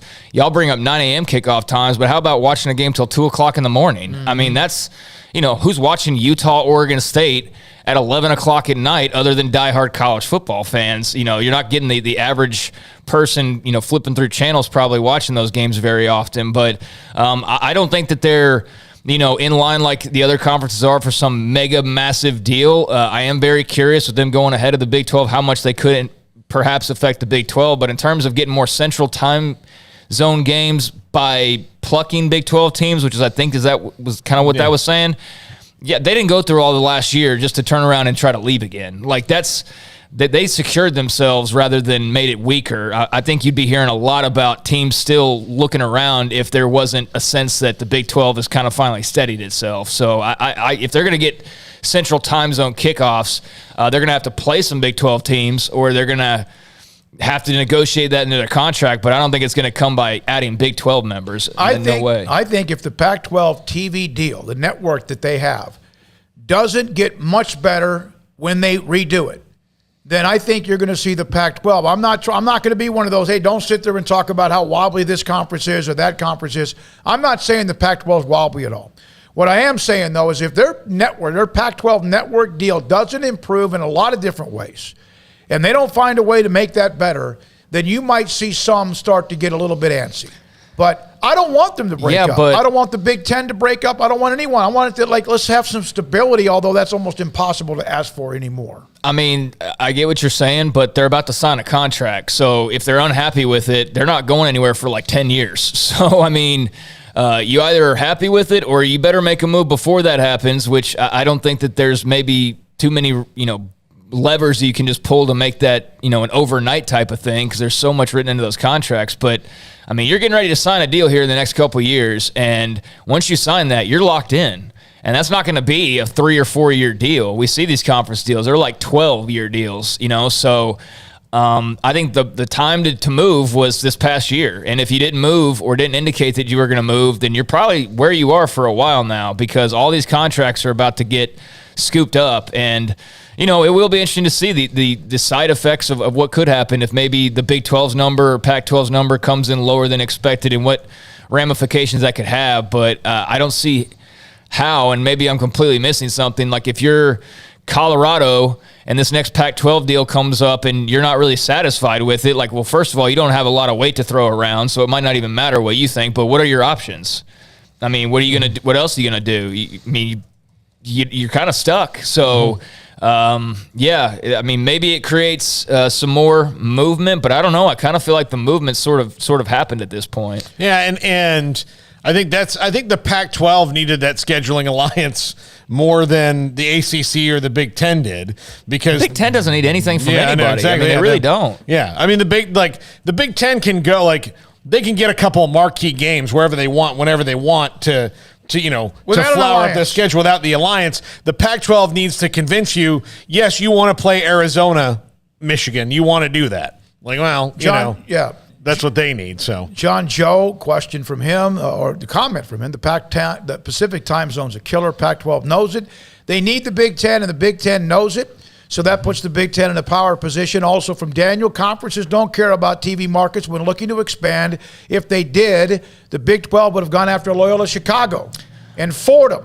Stop with the TV market BS. And I think they proved that as well, even though who they added brought in some larger television markets. They don't carry those markets, although there are some popularity among the four who will join the conference here in the next couple of years. Well, yeah, I mean, it's like people said, I mean, I think some of the silliest things that were said during realignment was like, let's bring in Rice and get the Houston market. And it's like, do you realize like how unpopular Rice is? I mean, sorry, but they're a very tiny school who outside of baseball, and not even that's like what it used to be right now. So yeah, I mean, like that works. I mean, like if you bring in U of H, you do bring in a pretty nice chunk of Houston, but just because a school's based somewhere, yeah, it doesn't mean that they're bringing that whole city with them for sure. We are waiting for Legarrette Blount. We're going to break here. Let's take a break here, Paul. Sure. All right, Legarrette Blount, MFL running back, played with many teams, played at Oregon. Yeah, we had him on during the Super Bowl week. He does something and tries to help with the mentally and the response physically of NFL players during the season and afterwards, after they retire. We'll have him. Kendall Kaut is in Kansas City, like Pat Nunley is, who joined us a minute ago. I hope that if you're in Oklahoma State watching us on YouTube or listening to us on an app, Mike Boynton joined us earlier. He was fantastic. Hope you get a chance to get on with that. And then also we'll have John Machota at 5:30 on some of the NFL news, including Cowboys contract talk and restructuring of deals, and much more. Paul's Top 5, of course, at the end of the show, and Sikkim 365 Radio and 365 Sports.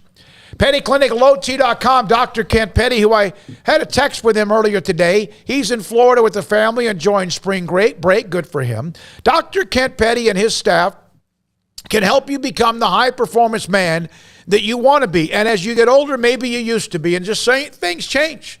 You might be one out of every 3 men who have symptomatic issues of low testosterone. That includes sex drive. It includes sleep habits. It includes your energy.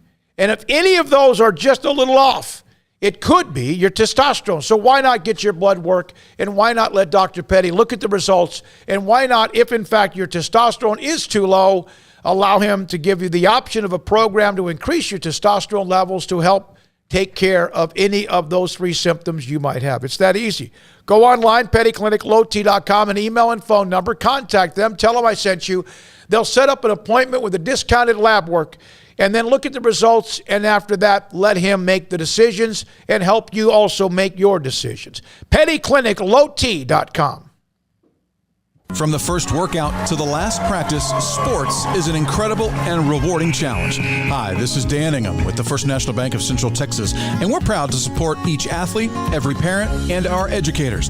From families, small businesses, to the biggest industry, we're here to help. With remarkable products like our free First mobile app, we've got banking ideas that fuel big dreams. That's the First National Bank of Central Texas. Familiar faces making local decisions. Member FDIC, Equal Housing Lender. Shorty's Pizza Shack at 12th and Bagby is a homegrown, family-owned and operated must-visit pizza place in Waco. Fantastic pizza by the slice or get the whole pie to share. Great happy hour specials every single day, and it's not just pizza. Great wings. You have to try the Sikkim sauce, chili cheese fries, pizza pillows, and more. Dine in for a great hangout or carry-out. Order online at shortyspizzashack.com or do yourself a favor and bring your crew to the restaurant at 12th and Bagby. Shorty's Pizza Shack. Tell them Paul sent you by.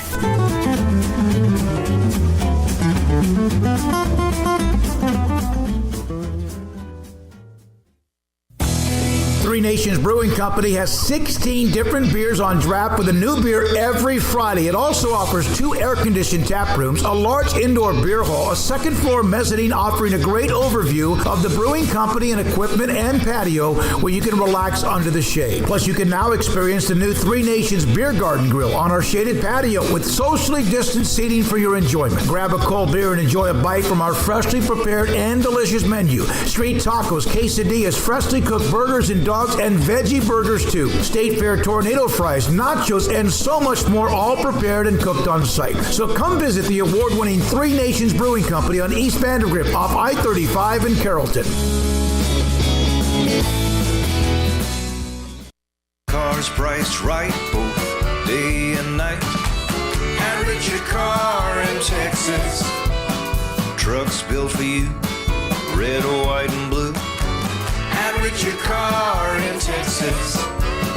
Cars that zoom with lots of room. At Richard Car in Texas. Count on us, a dealer to trust. At Richard Car in Waco, Texas. It's plain and simple. Waco Custom Marketplace is the one-stop shop for what you need for tailgating, from charcoal, cold beer, and wine.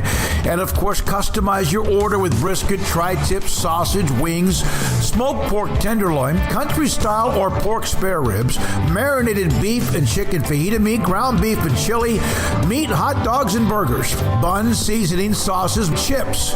There's fresh baked bread and kolaches every day, breakfast sausage links. And you can also customize your favorite cut of steaks from Select, Choice, or Prime, bacon wrap fillets, ribeyes, New York strip, sirloin, T-bone, and porterhouse. Full service butcher shop includes pork, poultry, beef, chicken, and seafood, serving Waco restaurants and families since 1940. Your one-stop shop for beef, pork, poultry, and seafood needs. Waco Custom Marketplace, 425 Lake Air Drive, or WacoCustomMarketplace.com.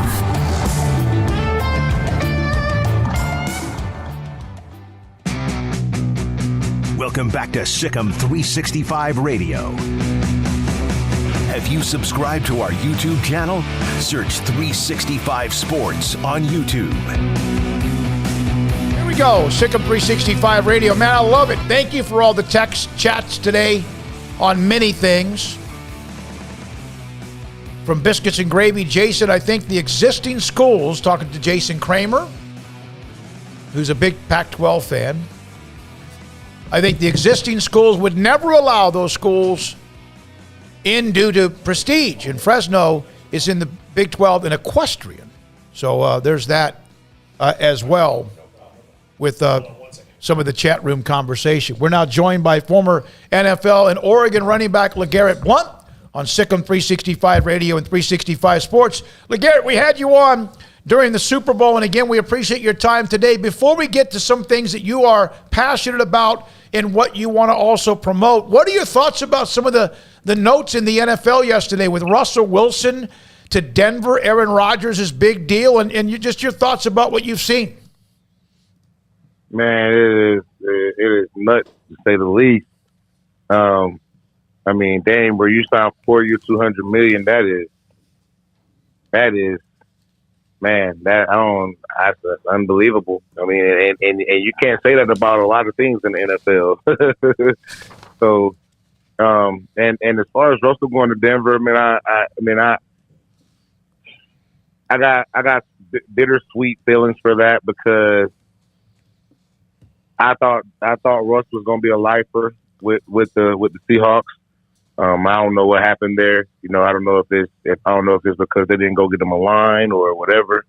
But I thought it was going to be a lifer, but I mean, he immediately makes Denver a Super Bowl contender. So that's I think Denver won that side of the deal.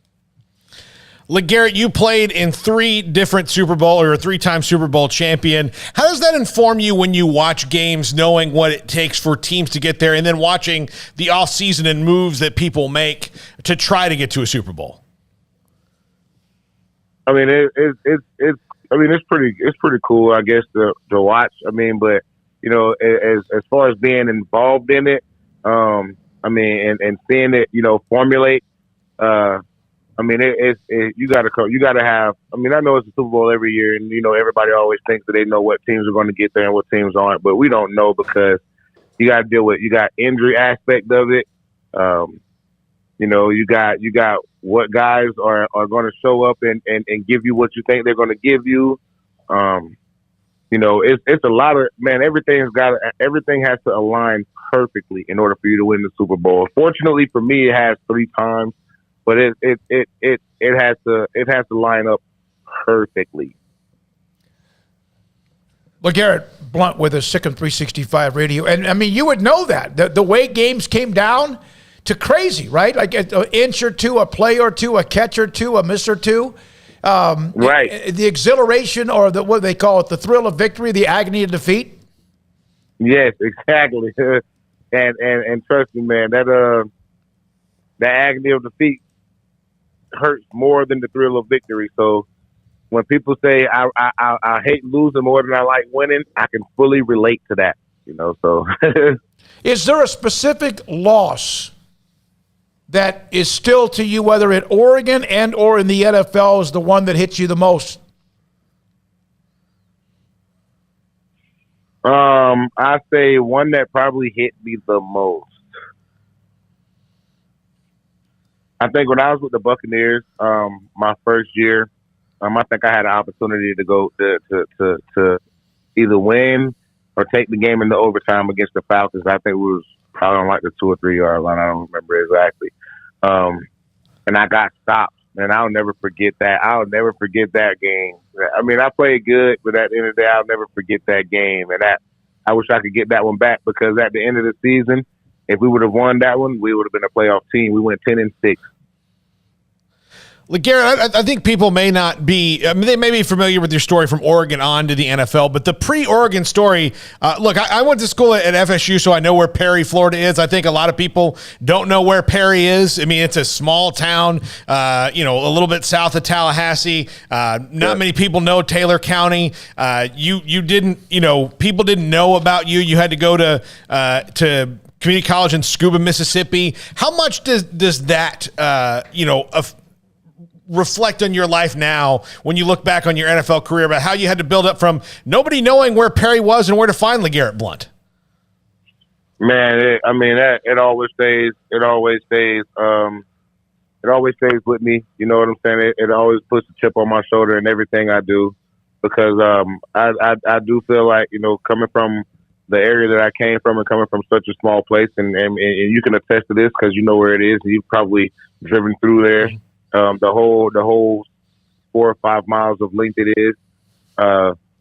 You probably, so it I always have a chip on my shoulder, because, I always felt like I was the best guy. In high school, I felt like I was the best back coming out, and junior college, I felt like I was the best back coming out. And even after the whole incident at Oregon, when I was at the University of Oregon, my senior year, I still felt like I was the best back coming out. Like I didn't, unfortunately for me, it didn't, the draft picks didn't show how good I was, but I mean, I know teams do. Like I said, I keep that on I keep a little chip on my shoulder because of, how I got here and what I went through and what I had to do to get my name recognized and noticed. Legarrette, I mean, you brought up the incident in Oregon. I mean, how much does that still stick with you, and how hard is that a moment of frustration can lead to maybe a lot of people out there misunderstanding who you are, or coming to a determination on who they think you are as a person? Like, just emotionally and individually, how hard was that to deal with, and maybe still to deal with in some ways because of, what people think of you as a person? I mean, back then when I was younger, it bothered me a lot. Put me in a pretty dark place. I wouldn't leave my apartment. I wouldn't go to class. Just because everywhere I went, it was, man, oh crap, bro, you man. I would have done like no matter what, no matter if it's positive or negative, it's just hearing it. I would go to my class and pull up in there, and then everybody like, oh, LG, what's good, bro? Yo, like, you know what I'm saying? Yeah. Like, you can't even start class because they're doing this. You know what I'm saying? And don't get me wrong, I appreciate the support. Obviously they're gonna support me because they go to the same school. They're gonna support me, but I was overwhelmed at the time. I was all over the news. I was all over ESPN. I was all over everything. I couldn't catch a break going to class. I couldn't catch a break going to campus. So I went to a dark place, man. I locked myself in my apartment. And I gave access to probably 3 or 4 people, to, hey man, grab my work or, bring, go grocery shopping whenever you do, bring me some food. And I started, you know what I'm saying? Stuff like that. It was tough. It was really tough because I was a 20-year-old kid or 21-year-old kid or however old I was, but nowadays I could care less if anybody brings it up. I could care less. It doesn't affect me, man. I've done so well for myself. Yep. Overcome so many obstacles and so many, I've had so many people try to tear me down, and this is coming from middle school teachers and middle school principals telling me I'm gonna be a dropout drug dealer, to high school teachers telling me you ain't gonna do shit. You might as well just try to get to a regular job because the NFL isn't for everyone. You're not gonna get there. No one from Perry has ever done that. So that's all motivation for me. I heard all of that. I heard all of it. The worst of the worst. I heard it. And all you did was just go play nearly 10 years in the NFL. So yeah. I think you got the last laugh. You know what? That's important in this day and age where you hear so much now, and it's becoming much more of a topic, and people are not afraid to discuss it, which is called mental health. Right. Just, you mentioned a dark place. There's nobody that's watching, listening, or even in this studio that has not been once or multiple times in a dark place. It's a really hard place to be, whether it's self-inflicted or if it's just part of life, isn't it? Right. It's an extremely hard. You got to have a great support system. You got to in order to get through it, man, depending on what it is, you got to have a great support system. You have to have good people around you. And you just got to focus on yourself and focus on getting better and bettering yourself and putting yourself in a better position and situation moving forward. But like I said, at 20 years old, 21 years old, man, you're not thinking that. You're like, man, damn, my life is over. My life is ruined. I went from being one of the highest projected running back drafted to not even getting drafted. Like, it's all that goes through a head of a 21-year-old, so I didn't get to no dark place to where I felt like I needed to harm myself, but I just felt like I needed to isolate myself inside and stay away from people. That's how I felt. Like, I just felt like there was nobody that was out to do any good for me. I felt like anybody that was going to like reach out to me or say anything to me, it was going to be negative or bad. That's just the kind of place I was in. That doesn't mean that was what people's intentions were. Mm-hmm. It's just what my thought process was. By the way, Perry, you mentioned, Paul, because you went to FSU, drove from Texas to Tampa many times and drove through Perry on the way. Not sure what highway that is or road that might be, but it's all in one. Yeah. So, you're not. The directions are easy. Get here and then you'll be in Perry. So it's. Legarrette, you are right now trying to help athletes, but really not just athletes, but also with what you have with your CBD products and what you've been able to do with those who are battling or have battled mental health or even aches and pains and even sleep patterns that might be interrupted. Your thoughts about how you jumped into the CBD product, which has exploded around the country? Man, I've just been grinding and figuring out a way to, when I started it, I just wanted to figure out a way to help people. Professional athletes were the people that I had in mind when I first started this, because at the time we were the ones that were dealing with the most mental health issues.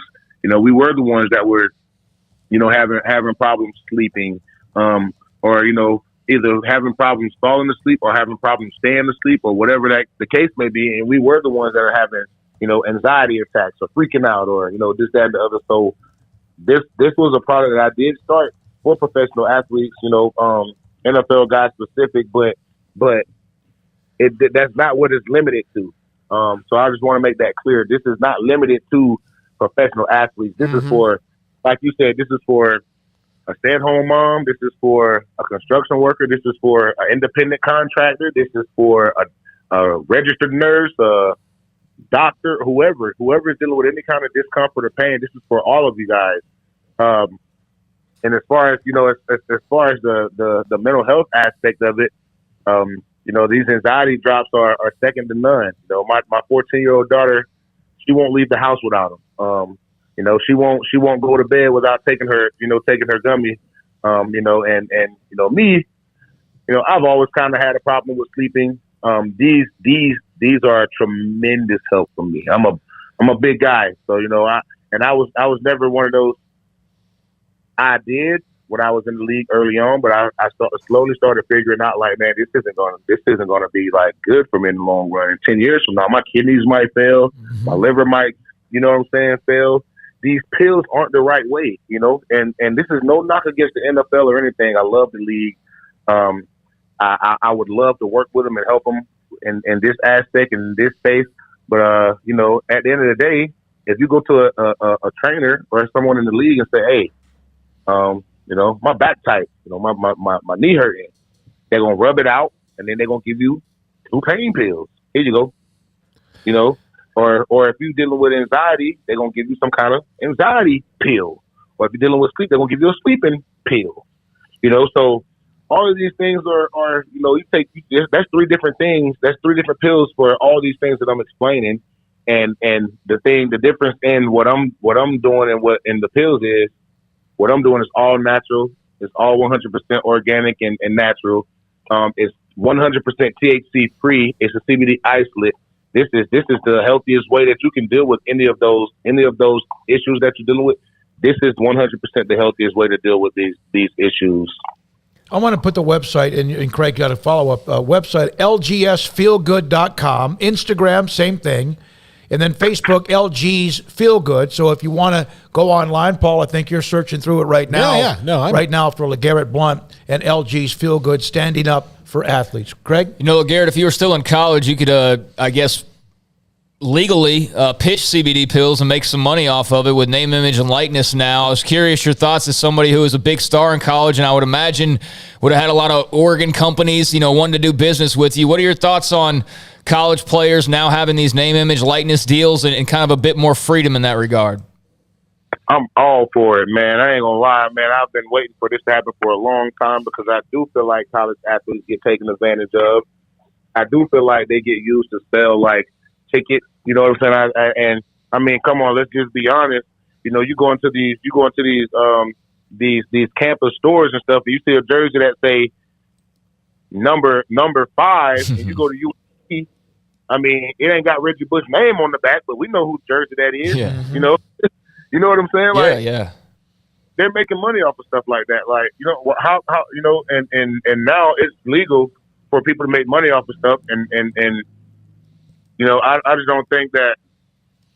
I don't think it was right because when I was at Oregon, you wouldn't imagine how many number 9 jerseys was in the crowd, and I'm trying to go to the Duck store and all these different stores to get a number 9 jersey for like my parents and stuff. I can't even find my own, but I'm not getting no money from that, Yeah. So I think I agree with it. I think it's long overdue, and I think that the NCAA is definitely taking a huge step forward in this regards.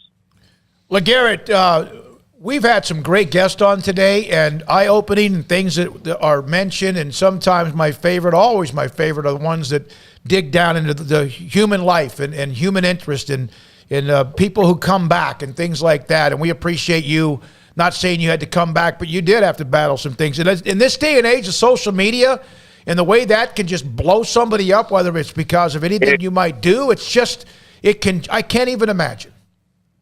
Yeah, so you got to be careful nowadays, you know what I'm saying?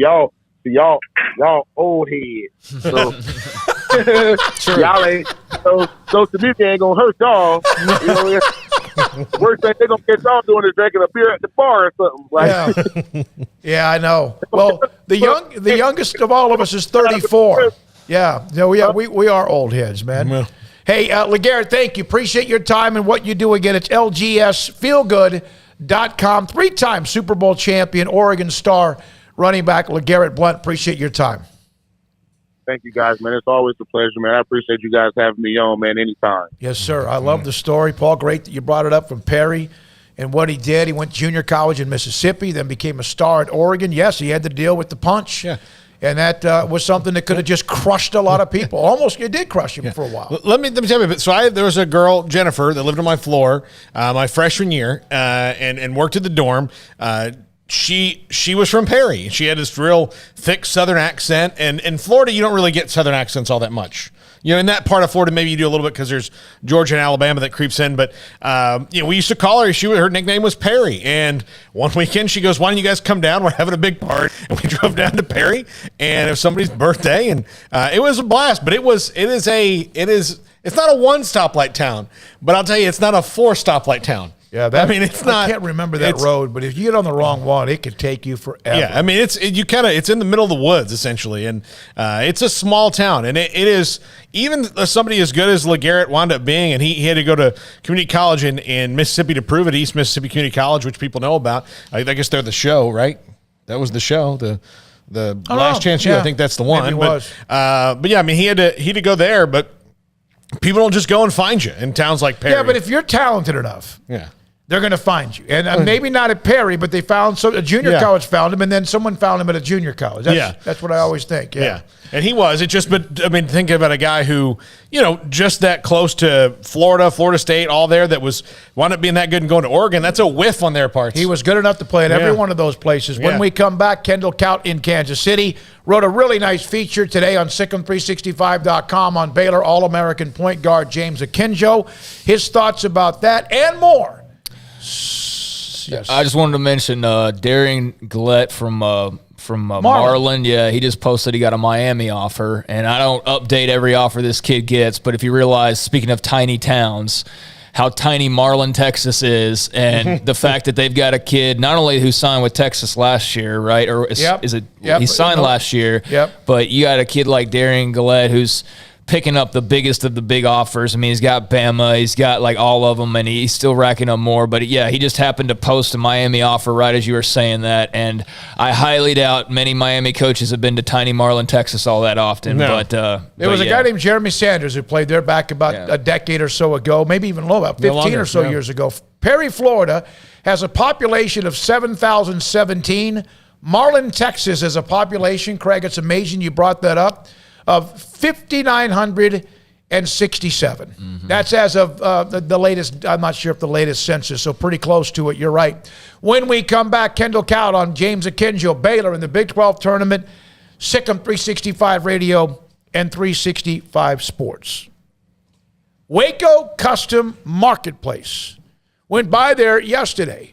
Walked in the door. It's a great place to go. If you want to just go grocery shopping, they've got some of the amenities you may need up and down the first. There's a couple of different aisles, both sides. Could be anything from pasta to Rotel tomatoes to if you want some kind of chips or hot sauce or seasonings or much more. And then a bakery that's fresh baked bread every day. Many different types and styles of bread. And kolaches as well every day. And then on top of that, there's the butcher shop in the back. You walk to the back. It's an L shape. Seafood, pork, poultry, and then the largest in the back, all the beef you could imagine, from bacon on the left-hand side to just hamburger meat, whatever you want, and ground beef, and then, of course, the various types and styles of steak, cut steaks, even beef, pork, loin, and even stew meat, all of that of what you want. They will customize the order with what you want. I made and cooked steaks in the studio last Friday. Every one of those bone-in ribeyes, 1.25 inches to 1.5 inches thick, and they were dudes. We're from Waco Custom Marketplace. They cook, they cut the best type of steak you want. And then on top of that, you can order live crawfish, sacks, 30-pound sacks by 6 o'clock. In fact, you have an hour to do it today to get 30-pound sacks of live crawfish. Pick it up anytime after Friday at 4 or on Saturday while they're open. It's a great place, family run by the Bauer family. It's Waco Custom Marketplace at 425 Lake Air Drive in Waco. It's Ram Truck Month at Allen Samuels. The new 2022 Ram 1500 Lone Star Crew Cab has all the quality for work or play. Impressive towing capabilities, heavy-duty payload capacity, smooth ride, and an interior design is why Ram is the first truck ever to win #1 overall in initial quality according to J.D. Power. When looking for a truck that can do it all, come see the possibilities. First responders get a $500 discount. Shop AllenSamuelsDCJ.com or come in and see the huge selection of brand new cars and trucks. Come by. Let's be friends. It takes time to reach goals. It's a truth that applies to more than sports. It goes for your financial goals as well. You work hard for your money, and you deserve an investment strategy that lines up with your game plan. And Tom Albers, your Edward Jones financial advisor, can help. If your financial investments aren't putting forth the effort you desire, stop by today for a financial review. Tom Albers, 4301 Lakeshore Drive, 254-776-7605. Edward Jones, member SIPC.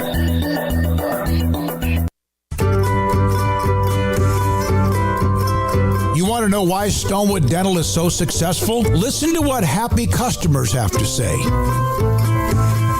It's pleasant. It's different than any other dentist office. I really feel like they care. And it's not that you're here for 2 hours waiting on someone to take care of you. It's quick and easy, and I bring my kids, and my kids love being here too. They really love the treasure box. Staff is really nice and accommodating, real friendly. You feel more like home. It's not sterile looking. Everybody has their own personalized rooms with decorations and decor, and they'll even have a blanket for you when it's cold.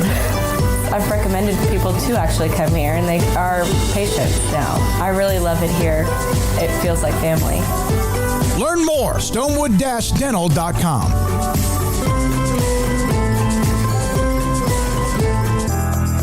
Riverbend Liquor and Wine, Lakeshore Drive at North 19th Street in Waco is a hidden gem. They've got a great selection of spirits, wine, and the most extensive selection of craft beer in Waco in their gorgeous walk-in fridge. And they have an amazing array of high-end bourbons like Pinhook, Weller, Buffalo Trace, Brush Creek, Hotel, Garrison Brothers, Thomas S. Moore, Hooten Young, and Bardstown. Great customer service and a convenient and speedy drive-through window. Riverbend Liquor and Wine. Find out more on Facebook and Instagram.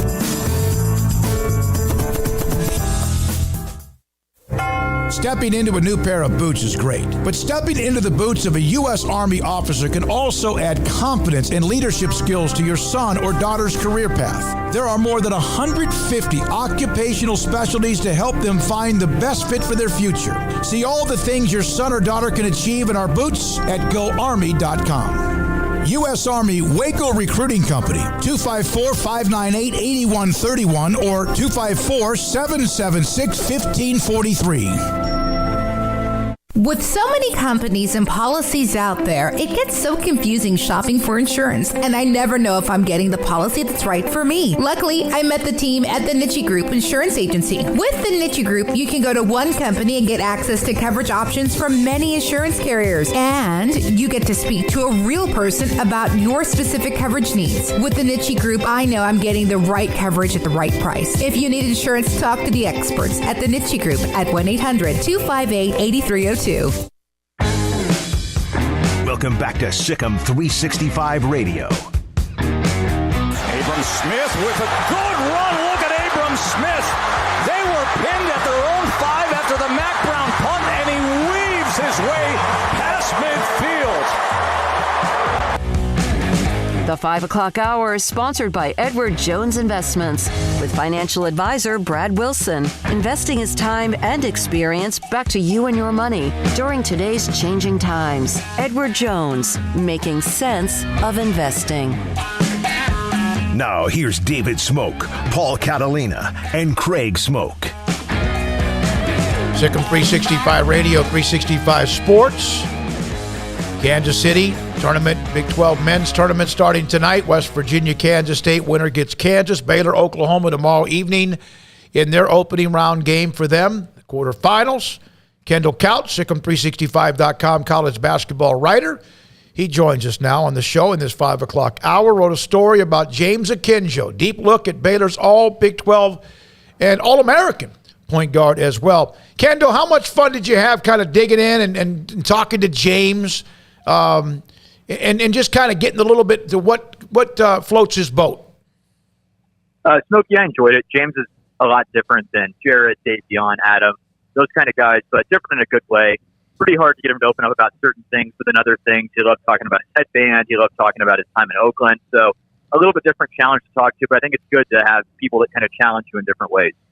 Kendall, speaking of James, it looks like he the last couple games is feeling like himself again, especially the last one. He really started making threes again. How big is it for Baylor to get points from him, which they didn't in the first part of their 5-game winning streak? They did that without really much from him offensively. But, Paul, they absolutely have to have somebody like James who can create their own offense. Baylor's going to get scouted pretty well in both this tournament and the NCAA tournament. So for James to play kind of like he had in his first games back after the tailbone, that won't be sufficient to have the outcome Baylor wants to end the season. But if he's feeling confident enough to fire up that 28-foot three he took to beat Iowa State, I think they're in a pretty good spot going forward. The All Big 12 Awards announced. Scott Drew, I know, Coach of the Year, is voted on by the coaches. AP went with Mark Adams. So there's a lot of debate about Scott Drew, as I'm sure you probably saw from other Big 12 fans. But your thoughts on him getting a third straight Coach of the Year, and as well as maybe any other of the accolades that stood out to you or were notable? Sure. So, Craig, I don't think there's any reason you could really complain unless you were an artist tech partisan, and we've seen that there are plenty of those folks on Twitter who, I guess, spend their days and nights responding to anybody who mentions that Scott Drew was a deserving winner. But you win the Big 12, you lose your leading scorer. Jeremy Sohan misses multiple games. Adam Flagler misses multiple games. His knee bothers him and others. James Akinjo misses multiple games. I mean, other than Kendall Brown, it felt like just about everybody was out of the lineup for some period of time besides him and Slothon. But so I don't think you could have had any qualm if Mark Adams had won it, if Scott Drew had won it, even if TJ Otzelberger had won it as disastrous as Iowa State was last season, not winning any Big 12 games. I think what probably sticks out to me otherwise is that there were 7 guys who contend for all Big 12 spots, the 5 that made it along with Adam Flagler. And then I can't remember who else I would have had the hot take about it, but I was a little frustrated that Adam didn't make the All Big 12 team. Brent Bacchus is now the director of player personnel for Arizona, was a graduate assistant for 3 years at Baylor. When I tweeted out that I thought Adam was probably going to get snubbed on the All Big 12 team, he mentioned that it would be an unbelievable travesty. So I thought Adam really deserved to make it. I think you could make the case that Adam's been Baylor's best player this season. But with how good James was to start the year and how good he was to finish, I can understand picking James. But Adam's a snub that I think didn't get enough attention nationally. Kendall, I know that when Baylor was 15-0, they were better than what they are right now as they've gotten this little streak going towards the end of the season because they had more players. JTT and obviously LJ Cryer. But right now, are they playing nearly as good or as well with what they've done in recent weeks? I think they're pretty close. Okay, I think if you had like a Vegas line right now, I think the Baylor team from December would probably be about a 2.5-point favorite against the Baylor team now. So I think they're getting close to that level. But ultimately, this is not last season where Baylor or Gonzaga loomed, or 2012 or Kentucky loomed, or 2008 where KU, Memphis, UCLA, and North Carolina were so dominant. I don't think there is a dominant team right now as good as Gonzaga can be at its apex. And so you don't have to be as good as you were in December to win the title. But this is maybe a year where a surprising team could win it, and maybe Baylor's a little surprising to some people. Kendall Brown started shooting some threes, and so far it looks like teams defensively are kind of letting him do it. Do you expect that to change this week? I don't think it's going to change right now, Paul. I think with any team in basketball, there's kind of something you have to give away. I think with Baylor, with how athletic Kendall Brown is, you continue to dare him to hit those shots. If you're another team, I asked Scott Drew both after the KU game in Waco and the Texas game in Austin about Kendall Brown's confidence. And he said, he keeps making them in practice. We want to see him take those shots. I wouldn't adjust my defense yet if I'm another team because he's just so athletic that I'd rather gamble that Kendall either won't take the shots, he's still maybe a little reluctant, or that he won't hit him at a high enough clip because you get right up on Kendall Brown, there's a reason he might be a lottery pick next season, and I would continue to gamble on his three-point shot and not on trying to beat Kendall at the rim.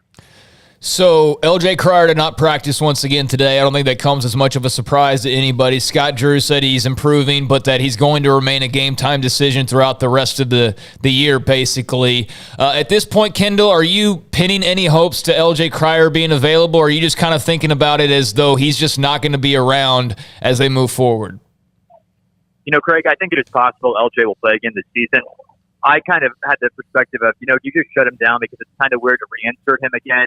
Against Tech, he hits a couple of big triples, but you wonder if you haven't played that long, are you ready to go? But I think from Baylor's perspective, they recognize he was their leading scorer. he spaces the floor differently, and if you're an opponent, he's kind of an option you'd have to insert. I don't know if he's going to be the first guy off the bench, or they'll mess with their rotation with how well they played to end the season. But I think he's somebody you can bring in if maybe you have a little bit of a lull in the offense. And if you do kind of feel like you get into the Elite Eight or later in the season and maybe the opponent is at your level or slightly better, you can insert him. But it's telling that Baylor has not just shut him down all the way. I think there is still a real chance that LJ could play going forward. How many games do they need to win this week in Kansas City to remain a number one seed? I think Smoky is contingent on a few things. I think they could lose the first game, and if Auburn and Kentucky go out early in the SEC tournament, they could be fine. I think they could win one game, then Auburn could beat Kentucky in the championship. KU could win the title here, and that may not be enough. So it's contingent on a lot. I think to feel secure, Baylor needs to make the title game, and then I think Baylor's probably solid there. I feel 100% certain Gonzaga will be a one seed. It would take a catastrophe out to Arizona, as you can hear maybe the background of water coming by the T-Mobile Arena for the Big 12 tournament. What a sound. But if you look at it, Arizona's going to get a one seed barring catastrophe. Gonzaga is locked. KU, Baylor, some people think they're competitors, only one can get it. I think both potentially could. The challenge for KU is if they get to a head-to-head with Kentucky, the Wildcats absolutely eviscerated them in Allen Fieldhouse. That wasn't a thing that the committee considered at the first part because Baylor separated them, so the head-to-head didn't become a factor. But I think if Baylor wins two games, you feel pretty darn good about getting a one seed, regardless of KU beats you in that championship game. I think Baylor's resume is still good enough that Baylor would trump KU if they're in the final. I think if Baylor does not make the final, the odds are probably a little bit less than 50%, just because I expect Kentucky and Auburn to go pretty far in the SEC tournament. Back to the James Akinjo profile. You were able to get a lot out of him. We had him on the day, I think, or the morning or day he committed to Baylor, and we know about his background in Oakland, lost his mother when he was 4. We saw that episode on Our Time when the tattoo of his mother's face on his body, I think it's his abdomen. He seems to be someone that plays with a flair, but he's very quiet, or I guess not quiet, very, is he very secretive? I think that's a word I saw in your story. Yeah, so Smokey, I think both characterizations are fair. I think he's both quiet. Like if you've obviously been at many of the press conferences, Smokey, more than I even have been at. And we often have to keep our reporters as close as possible to James. There's that Seinfeld episode where Jerry ends up wearing the puppy shirt because he doesn't know what the talker is saying. And I kind of joked with James during the interview I did with him where I was like, James, you're kind of a quiet talker. Like, are you really telling me that you're in the locker room just shouting at people? And James was like, sometimes I do get mad and I shout at people. And I was like, James, I can't really believe that, but he's adamant that he does sometimes. And he is a very secretive guy. Like, when I would interview Jared and Davion a lot over the years, I could pull up clips, say, what's going on here? They'd break it down. They tell me what's going on. And for James, it's like, listen, man, I just can't give you these secrets. And I think it goes back to his background that if you come from losing your mother, your grandmother does a great job raising you, but you come from a rougher part of Oakland, as he's described it, you feel like you had to really earn everything you've done. And give away any piece of a secret for him is not an option. So he's a little bit different to try and break down, get a little bit of intel from. That's why I try to talk to several people to get info on him. But he's a really, really unique presence.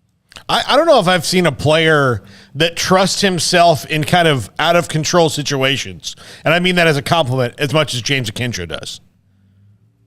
I think that's very accurate, Paul. I think that James Akinjo is just an absolute fighter. Luckily for all of us, he has not chosen to get into MMA or robbing people, because if James Akinjo ever fought me, the day would be over. So luckily he has chosen to be a good man. But he is absolutely controlled, understands what he wants to do, and I just absolutely respect the man who wears the headband.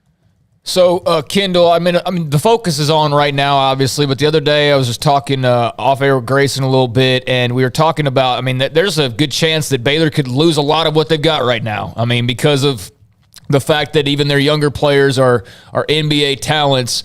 And he got his face lit up when he started bringing up some of the future guys, Keontae George in particular. I was just curious of your thoughts or maybe what you've heard about Keontae George and his development as he's kind of been waiting in the wings. Yeah, I think they're absolutely ready. Keontae George is a day one guy. I think he's going to be the best freshman guard Baylor will ever have. Absolute bucket. I often say, Craig, that the number one skill in basketball is the ability to create your own shot. And there's no doubt, although Keontae is more of a shooting guard than a point guard, he will get buckets on his own regardless of what happens in the offense. If things break down, he's going to play really well. I share your concern that you and Grayson talked about off air, as you mentioned, that I think a lot of Baylor guys could potentially go pro, go to the NBA, or decide, this is it for me in college. But when you have somebody like Keontae George, and Ashley often says Baylor picks first in the transfer portal, you feel pretty good about the squad Baylor will assemble next season. But I would agree with the sentiment that I think it'll look a lot different than it does this year. One story that I want to share, and Kendall, thanks for your time today, is when he and Langston Love were going at each other. Reminds me of last Friday.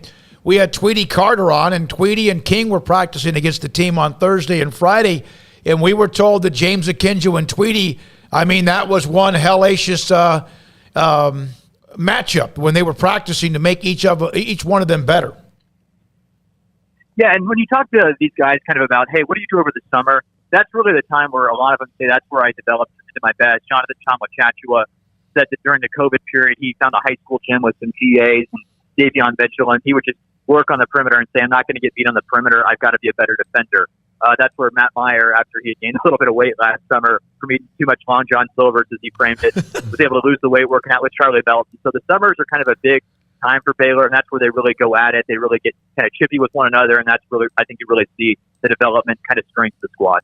What a weird thing to get hooked on over the summer. No, those little chips, man, the little what do you call them? Crinkles or whatever?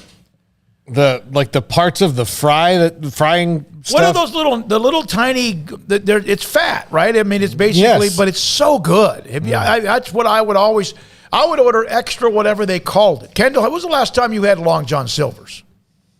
I think it was 2012, and that's one of those things that you never forget your last Long John Silver's because you hope it'll be the last one. Truly, I don't think they're a sponsor for you all, and if they are, I'm doing a service. No, that's fine. Yeah, I don't like the way you answered that at all. I do. What are those things called? The little cracklins, or whatever. Yeah, I don't know what they are. All right, Kendall. Thanks, man. Craig, you have anything else with him? Thanks for your time. Kendall Kaut, Sikkim 365, college basketball writer. What are those called? I think they're the cracklins. Cracklins? Yeah. You could actually order extra, whatever that is. But chicken plank. I always got the chicken planks, and then it's the hand battered whatever. I've been to Long John Silver's in a decade. I don't think I have either. At least a decade. There's one a stone's throw from my house, and I don't go. What are the crunchy things called at Long John Silver's? Those little pieces of fried batter they sprinkle over the fish and fry platters. Be ordered as secret menu side dish called Crumbs, Crunchies, and Crispies. Well, they're just pulling old stuff out. It's just like the stuff that fell off the fried fish, and they put it in like it's some new thing or something. And they do that with the chicken planks as well, which I used to devour some chicken planks. I think that's pretty cool. All right, called crumblies. There's another thing they call crumblies. Crumblies. I'm going straight to the nearest Long John Silver's after the show. That is branding right there. That dude got a promotion. Whoever that came up with, let's take the crumbs, change the name of them because and Americans are so dumb. 35 cents to eat more of them. Eat these fried pieces that fell off. Here they are. It's like part of the menu. Crumblies. You get them. It's like a big thing of a bunch. Oh God! I'm telling you, it's delicious. What a grift! Yeah, that guy is marketing genius of the year. I know what the taste is. I can taste it in my mouth, but the fact that was a menu item, that is such a hustle. That's in the Pet Rock Hall of Fame. Who would have ever thought under the sides of Long John Silver's you have coleslaw, fries, rice, green beans, corn, hush puppies, and crumblies. Yeah. I know that Armstrong has never had crumblies before. I can attest to that. Let's get a survey. Jack and he's not Emery. Yeah, Jack said his headphones. Emery, you've never had crumblies. You've never had crumblies? Let me tell you something. Every one of you guys, I always bring food to the studio, and when I don't, you guys act like I'm not even in existence. I'm telling you right now, I'm bringing Long John Silver's one day. And we're going to have the crumblies. We're good. We're all good. There's nothing that this group would never not eat except Armstrong can't have seafood. That's it.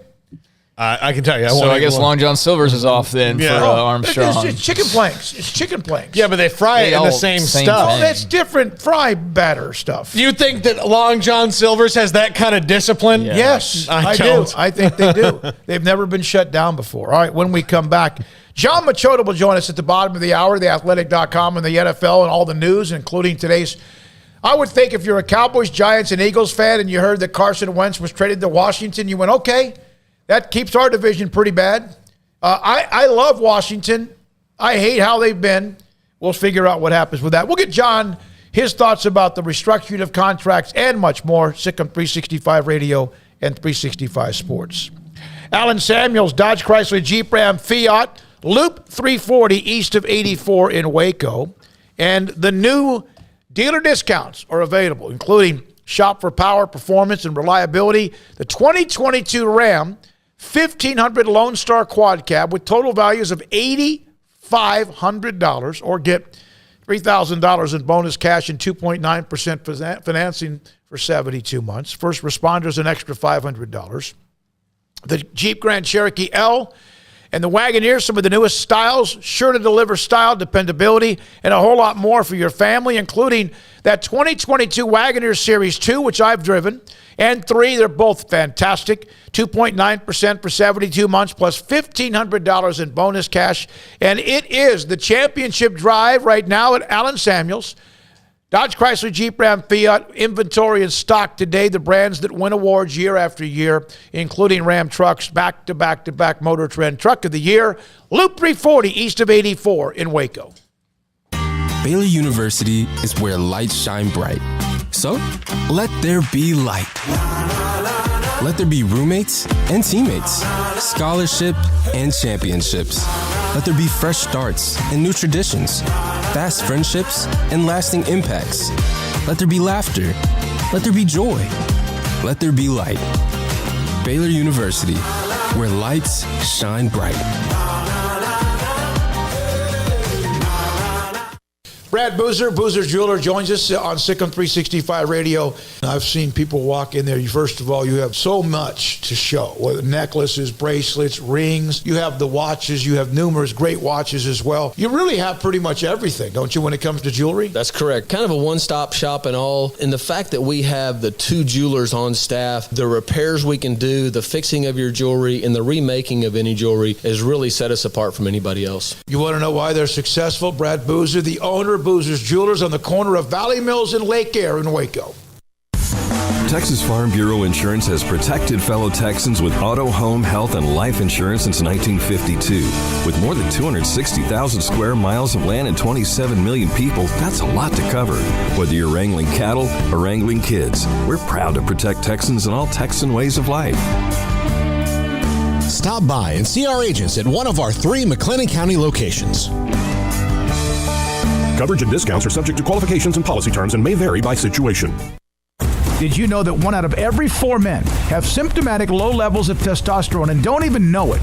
And if you think you're too young to worry about it, guess again. Low T levels can make you feel tired and grumpy, cause weight gain, and wreak havoc on your sexual desire and performance. Petty Clinic Low T can set up same-day blood screening and results, so if you're tired of being tired, I challenge you to man up and Google search Low T Waco or go online, pettycliniclowt.com. It's a private clinic with an atmosphere catering to men. Affordable, only $150 a month, includes lab work, office consultation, testosterone injections, follow-up visits compared to $395 a month in Dallas or Austin, and you don't have to fight the traffic. Petty Clinic Low T as board-certified physician consultations will provide the best form of brand-strength testosterone available. Contact Petty Clinic Low T today, just off Highway 84 and Old Hewitt Drive in Woodway. Petty Clinic Low T, helping men become the high-performance men they deserve to be. PettyClinicLowT.com or Google search Low T Waco. How did Edward Jones become one of the biggest financial service companies in the world? By not acting that way. Financial strategies, one-on-one advice, it's a big difference. And that's why Brad Wilson, your Edward Jones financial advisor, makes sense of investing. Experience the difference for yourself. Brad Wilson, 250 Sharon Drive in Woodway, 254-776-4337. Edward Jones, member SIPC. There are 26 letters in the alphabet, over 600,000 words in the dictionary, and just 3 of them said together can change everything. Let's order pizza. Those 3 words lead to dough made from scratch and 3 fresh signature cheeses that blanket golden crust in a heavenly melt on Marco's Pizza that'll blow your mind. So visit marcos.com to order and stop by Marco's Pizza in Belmead, China Spring, Woodway, and soon to open in Robinson. Marco's. Pizza lovers get it.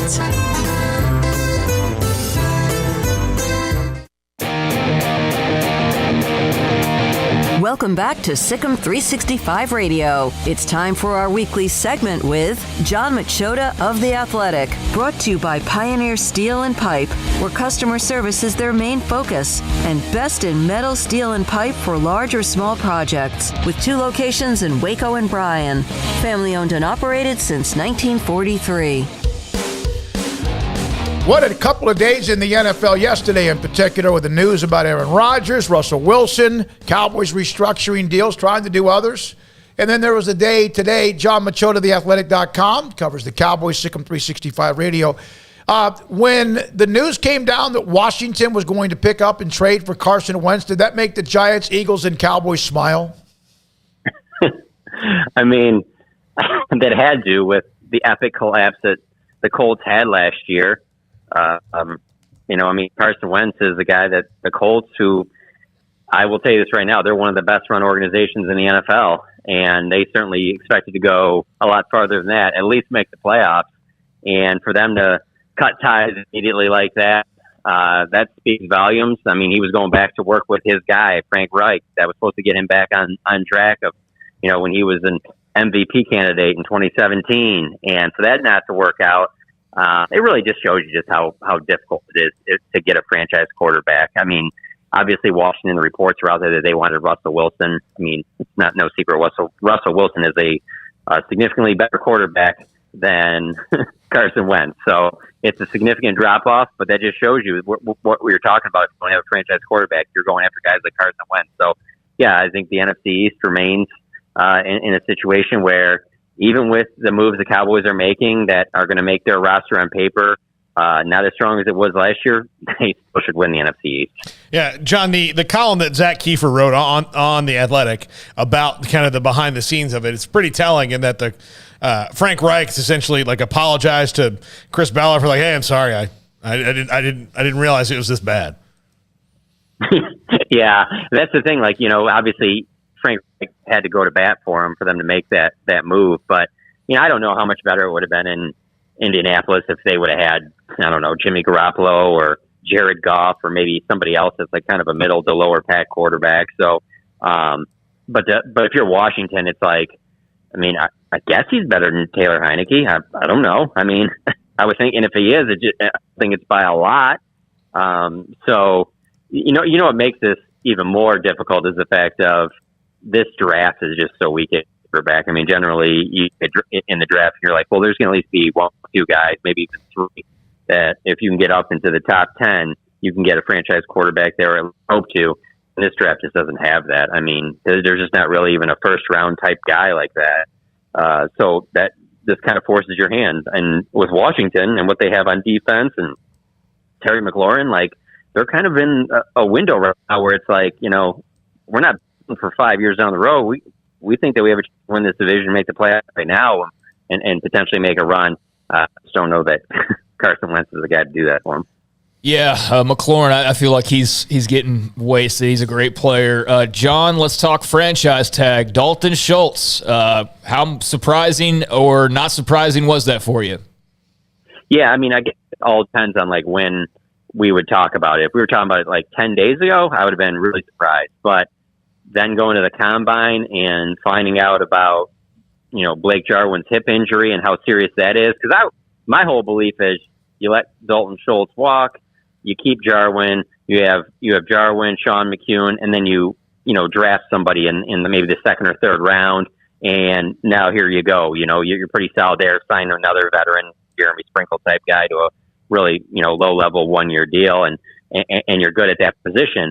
But when the stuff I heard in Indy about Blake Jarwin is just, it's not great for his future. I mean, this type of procedure he had on his hip is not one that's very common for football players to get. I don't know if they're really even counting on him this season. So because of that, I think that forced their hand. So, a lot of people talk about how they think that this is going to lead to a long-term deal and that's going to get the cap number down and that's very possible, but I also wouldn't be surprised if Dalton Schultz plays the 1 year at the $10.9 million. And the other thing that I'll say, even though I haven't heard this from anybody, I go with the actions speak louder than words anyway.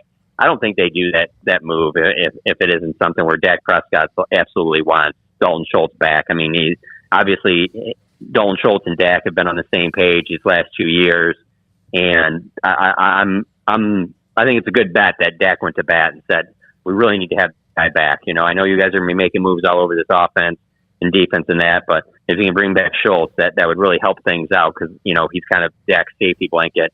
With that being said, you know, go on Twitter. The criticism that you hear about this deal is all valid. He's not a great blocker. He's not really the vertical threat that you think of like the top tight ends. But I understand that, and that's a great argument, and I understand that, and that's all valid. I'll also say this: if they don't give him the franchise tag, Dalton Schultz is going to go get $12-13 million a year on the open market. So, John, the other reason he's going to need somebody that he's familiar with is that even though that Michael Gallup, it looks like maybe that's going to get done here in the next week, Amari Cooper probably gone. And not only that, maybe Tank Lawrence as well on the other side of the ball. So wholesale changes are coming for the Cowboys potentially, and you don't really want to upset the apple cart with a quarterback too much, do you? No, I mean, that's the thing. The tight end position, even if you draft a guy, let's say, second or third round, there is going to be some growing into that position to be the number one tight end. You know, I mean, there's no Kyle Pitts in this draft. You know, there isn't anybody that you're going to really think that right away they're going to come in and make an impact. And if there was, that guy probably wouldn't even be there at 24, much less in the second or third round. And so I look at it as you fill that role, and then at wide receiver, you let Amari go, you re-sign Michael Gallup, but you can add a receiver in the second, third, or fourth round who can come in and be your number 3 receiver, who can come in and be your number 2 receiver. I mean, now that player is not going to be as good as Amari Cooper, at least not right away, but you can at least fill that spot because of the way the receiver position is being played in college and the kind of the trickle up effect of the way that the receivers are playing now in the NFL, how many teams are, you know, going 3 wide all the time and stuff. So I think you can find that replacement. The Marcus Lawrence one is the one that's tough for me because, you know, at 24, you're not going to find anybody that's even close to DeMarcus Lawrence at 24.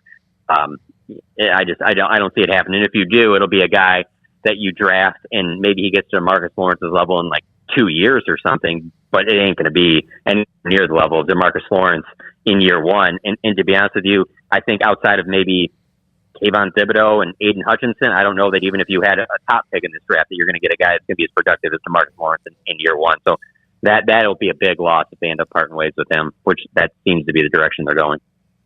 Do you feel like Dak would want, I mean, he wants to keep everybody, but he understands the moves have to be made, and part of it is because of his own contract, even if he restructured it. Amari Cooper, is he more of a safety valve? He's, first of all, a spectacular player, and I know that he makes a ton of money. But who would you rather have if you're Dak? Amari Cooper or Dalton Schultz? That's a good question. I think it's probably closer than people think. Obviously, Amari Cooper is the bigger playmaker. You know, he's a Pro Bowl level player every single season. So I understand that, but I'll also say that I don't know that Dak and Amari's rapport, especially this past season, has been what it's been in years past. And so just going off of what I saw this past season, there's part of me that thinks that maybe he would say Schultz, but really the decision on both of them is one would cost you, you know, $20 million, a little over $20 million. Another one is going to cost you maybe 11, if not less. If he signs a long-term deal, they're going to move a lot of that money around, and he might only cost, you know, $6-7 million on your cap this year, maybe even $5. So I think that the financials in it make a big impact on that too. Because believe me, if Dalton Schultz was making the exact same money as Amari Cooper and they had to part ways with one, I think it would be Schultz. But because he's making less, that's the reason that, you know, all these decisions are so much different one from the other. Because you know what I hear all the time is people like, why would you get rid of Amari Cooper, get rid of Zeke? Their contracts they're not structured the same way at all. They wouldn't be gaining any cap space. They would be losing cap space by letting go of Ezekiel. That makes no sense. Amari Cooper, you let him go, you save money against the cap. Oh, I thought you were going to say something, Greg. Okay. No, John, given this, I wonder if, and I may have asked you this before, but I wonder if the Cowboys did really miss their window that they had. They built it up for 2021, in this year, and then now they're going to have to maybe just a slight rebuild here. Yeah, I don't know if they've missed the window. I'll say because there is still a lot to there's still a lot of moves to be made. And when I say that, I mean that, going into the season, they didn't have Amari Cooper on their roster going into that 2018 season. They could still be making moves during the year if they think that it'll help them improve the roster. So I don't want to say that I just don't look at them as being in a rebuild mode. And one of the reasons why is because, one, they have a franchise quarterback, a $40 million guy, and also they're in easily the worst division in football. And so as long as you win that division, you're going to the playoffs. And so that's the reason why I don't really look at them being in a rebuild mode. Also, they were able to keep their entire coaching staff intact, which include two guys that, many of us thought at least one of them would be getting a head coaching job. And so I don't look at it from that perspective. I do think that they won't be as talented on paper as they were last year. But with that being said, then maybe they win 10 games or 11 games and get in the playoffs. I don't think that they're going to be significantly worse, I guess is what I'm trying to say. Like, I just think, another year of Micah Parsons, another year with Trayvon Diggs, and maybe it's crazy to even say this because we just kind of thought for the first 4 or 5 years this would always happen, but you get a full season of Dak healthy, things like that, another year of CeeDee Lamb. I just can't see the offensive line being as bad as it was last year, even though it looked good on paper. So I wouldn't go as far as to say it's a rebuild. There's just still too many key pieces there.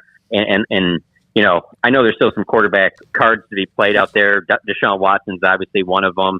And that's obviously a big one, but I mean, you look at the landscape of the NFC, I understand that Aaron Rodgers is staying, but now you lose Russell Wilson too. I mean, Dak is, to me, the third best quarterback you have in the NFC. I mean, I think it's Aaron Rodgers is clearly one. I think Stafford is two.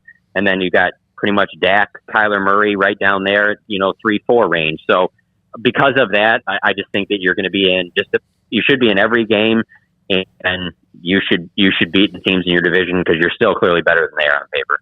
John, it's normal for Cowboys fans, and I'm probably fans all over the NFL. Anytime like a named guy gets released or becomes available, it's like, oh, let's go and get him, and especially if they're from the area. So that leads me to Jordan Hicks, cut by the Cardinals. Do you see the Cowboys potentially have an interest in him? Yeah, that could make some sense. I just feel like any of the players not on the Cowboys' current roster or none of the 21 unrestricted free agents going into this offseason, I see a bunch of 1-year deals. So it's like it's on that other player. I mean, it's not just Hicks. It's like you see Bobby Wagner get let go the other day. Right. Like, it's all about like if this player wants to come in and take a cheap deal. Like the way Malik Hooker or Keanu O'Neal or DeMonte KZ, some of those guys took cheaper deals. That's a possibility. Hicks, another one that people throw around because he just got released by the Chiefs is Anthony Hitchens, because obviously he, played for the Cowboys. But I personally, I look at this as that's a spot where you could address that in the draft. I mean, if you can't bring back a Leighton Vander Esch or Keanu O'Neal, then maybe Hicks is an option there. But if Jabril Cox doesn't get hurt in that game at Minnesota, I think it was on October 31st, I think that they would go into this season planning on Micah Parsons and Jabril Cox being the two starting linebackers. But because he had the ACL injury, you don't know when you're going to get him back necessarily. I think that's why you might have to address it. And heck, they found Damian Wilson in the 4th round. They found Anthony Hitchens in the 4th round. I think that they could invest. Jabril Cox is a 4th round pick. I think that that's kind of the sweet spot there. 3rd or 4th round, add a linebacker there, and then you got the guy for 4 years as opposed to another 1-year guy like Keanu O'Neal. I mean, hey, let's be honest. I mean, they thought that they thought Jalen Smith and Leighton Vander Esch were going to be the linebackers here for a long time, and that fell apart really quick. Well, I mean, right around that time when you were thinking that, you were thinking Ezekiel Elliott was going to be the bell cow back for the next 10 years. All of that has contributed to where they are right now. So I just, if there's a player that, like I said, is willing to take a 1-year deal, somewhat team friendly, then yeah, absolutely. But I just don't see them paying anything, especially for a linebacker. So they're doing all this to try to open up space, and they're also knowing what they're going to have to spend on the Dalton Schultz, the draft picks, and whatever else. With Bobby Wagner available, who Dan Quinn probably might idolize as a player back in his days of Seattle, would that change what they do? Can they even – first of all, he's probably going to be very expensive, but would that be something that might change their landscape of what they look at when it comes to the cap? I don't think so. I think if they had the money to sign a Bobby Wagner, they would rather just pay DeMarcus Lawrence. I really feel like if they had a chance to just run back the defense they had from this past year, I think that they would just do that over. I just think Bobby Wagner's going to be too expensive. But obviously, the connection with Dan Quinn, the connection with obviously him being, to me, the best linebacker of the last decade in the NFL. Obviously you want that, and not only to be an outstanding defensive player on your team, but also to be a guy that can, show Micah the ropes a little bit and things. I mean, it completely makes sense from that standpoint. It just doesn't make sense that you're going to do that and then get rid of DeMarcus Lawrence. At least it doesn't make sense to me why they would do that. So, John, I see the AB to Dallas movement has started. Antonio Brown mentioning the Cowboys. It's I just imagine your Twitter mentions anytime anybody with a name value says anything about Dallas. Your mentions just absolutely explode with questions about is AB going to be a Cowboy, things like that. Yeah. The best part about that is you can just look at their track record. Like, when have they ever gone and got that guy? That was believable. I mean, the times when the Cowboys, and I'm not talking like in the 90s, I'm talking in the last 5 to 10 years, when the Cowboys have went out and got a guy, they've kind of come out of nowhere. Like, no one really expected them to go after Amari Cooper. That really came out of nowhere. Greg Hardy, Aldon Smith, like any of the name guys that had some success on their previous team, like those were not the guys that were like, so-and-so is going to be a free agent. I wonder if the Cowboys are going to be interested. I mean, I just can't think of off the top of my head. Like, I'm trying to think the last one that really stood out to me. I remember when there was the sweepstakes to try and go out and sign Nnamdi Asomugha at corner. I mean, that's like a decade ago, and they came up short there. But it's like they're just rarely in on these big name free agent guys like that, and then also just the fact of just the way everything ended for Antonio Brown. Right. I can't imagine why you would even bring him into your locker room. I mean, everything could click for 5 weeks, and you could have 5 touchdowns and 700 yards. And then on that 8th week, he could just go and talk to one of us and say that, I don't even think Dak's that good of a quarterback. I think I'm making him look like a good quarterback. And you're just wait, what did you just say? You just don't even know with him. So and plus again, I feel like it's a broken record, but there is no position that I think is better suited to replace in the draft than wide receiver. Mm-hmm. There's just so many, all different shapes, sizes, speed, builds, whatever you want. And you don't have to do it in the first round either to get a guy that, can contribute right away. So, I tweet that stuff out sometimes to see, to gauge the fans' perspective on it. But I will say with that one, Antonio Brown, looking at the mentions on that, it seems like Cowboys fans are on the same page there. That they're not that interested in AB. Maybe they would have been about 10 years ago. John, it's easy why you want him. Free Kanye. I mean, you get Kanye, all his best friend is Kanye. Why do you want that drama around? They got enough rappers hanging around and celebrities and all that. They don't need anybody. Yeah. Hey, man, John, thank you. Good stuff. I know it's a fun time because now, now people have to get things done, and they are, and it's amazing. Were you surprised by the number, Aaron Rodgers? Not the number, because that was probably the next rate, but it seemed like there was a lot of drama, and he kind of likes that himself. But they got through it, and here are the Packers. Yeah. I guess if you just don't think he's ever going to leave, then you kind of just make peace with it, because until he leaves there, I just won't believe it. I just think he likes constantly. I mean, even that day, the news comes out in the morning, $50 million, and then later on in the afternoon, he has to send out a tweet saying, "I'll be back next year," but it's not quite. It's like, Aaron, nobody cares right now. We're moved on to the Russell Wilson. Oh, that's why you did that, because everybody had moved on to the Russell Wilson. You're make sure, hey, everyone, look at me again. Look at me again. Absolutely. He's very calculated, and he's worth it. He's worth the money he's going to get. What I do think is going to be interesting about his contract is what the trickle down is to these other guys coming up, like the Lamar Jackson, the Josh Allens, the Baker Mayfields, some of these other guys. They can't be getting as much as Aaron Rodgers, right? But who knows? So it definitely has reset the market. Thank you, sir. John Machota, Athletic.com, joins us on Wednesdays in the 5 o'clock hour on the Cowboys. I'm sorry. I saw Major League Baseball cancel games through April 13th. I didn't know if that was new news or not. I don't. Until they decide they're going to play again, I think. And I know that's a story, but it's almost as if. They're into the splitting hairs phase to me of this. And look, I want the players to get everything that they can. I guess that was breaking news. I thought it was maybe old, but yeah, they've canceled games through April the 13th. That means the first 2 weeks have been wiped out. Wake me up when the season begins. And that's not get off my lawn. They're going to get to an agreement. It's going to happen. They're going to miss some games. Everybody in the end is going to make a bucket load of money. And this is the second time, because I saw last night one of the MLB reporters was talking about they're at the table, like they're, and it's like everybody got their hopes up again. And I was just sitting there going, I'm not going to follow this until I see a final resolution. And sure enough, here we are, and they're still pushing it further. I think the optimism is that there's clearly they've agreed on certain things that they'll both, like the international draft, which the Dominican Republic is completely against. And David Ortiz has pretty much said, you can do it, but you got to let us kind of, dictate how it works. But I mean, other than that, like, again, you're two, they're millions of dollars apart on a lot of things. And that's just not going to change in a day.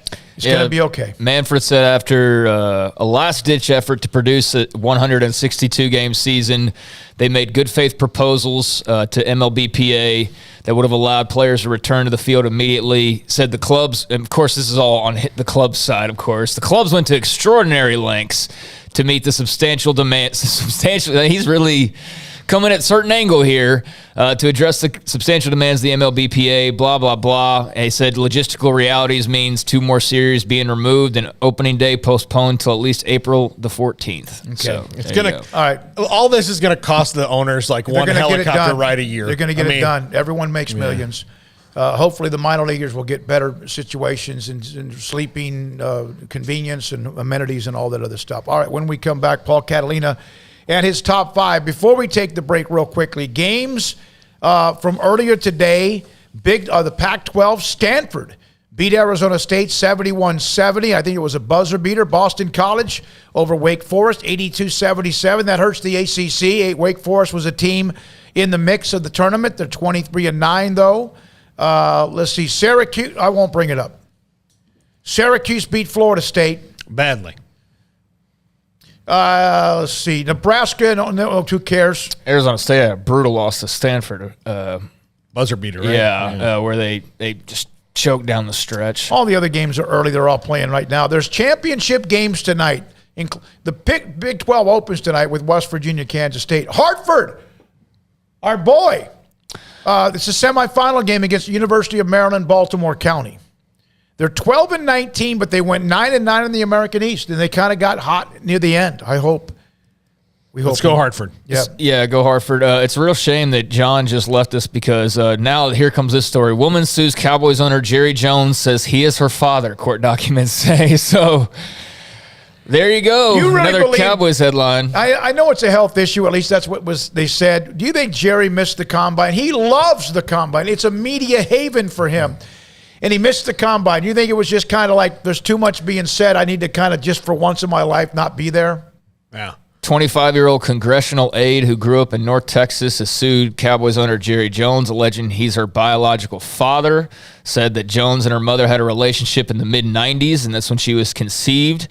Apparently, Jones and her mother reached a settlement to financially support the mother and child as long as they didn't publicly identify Jones as her father. That's in the documents.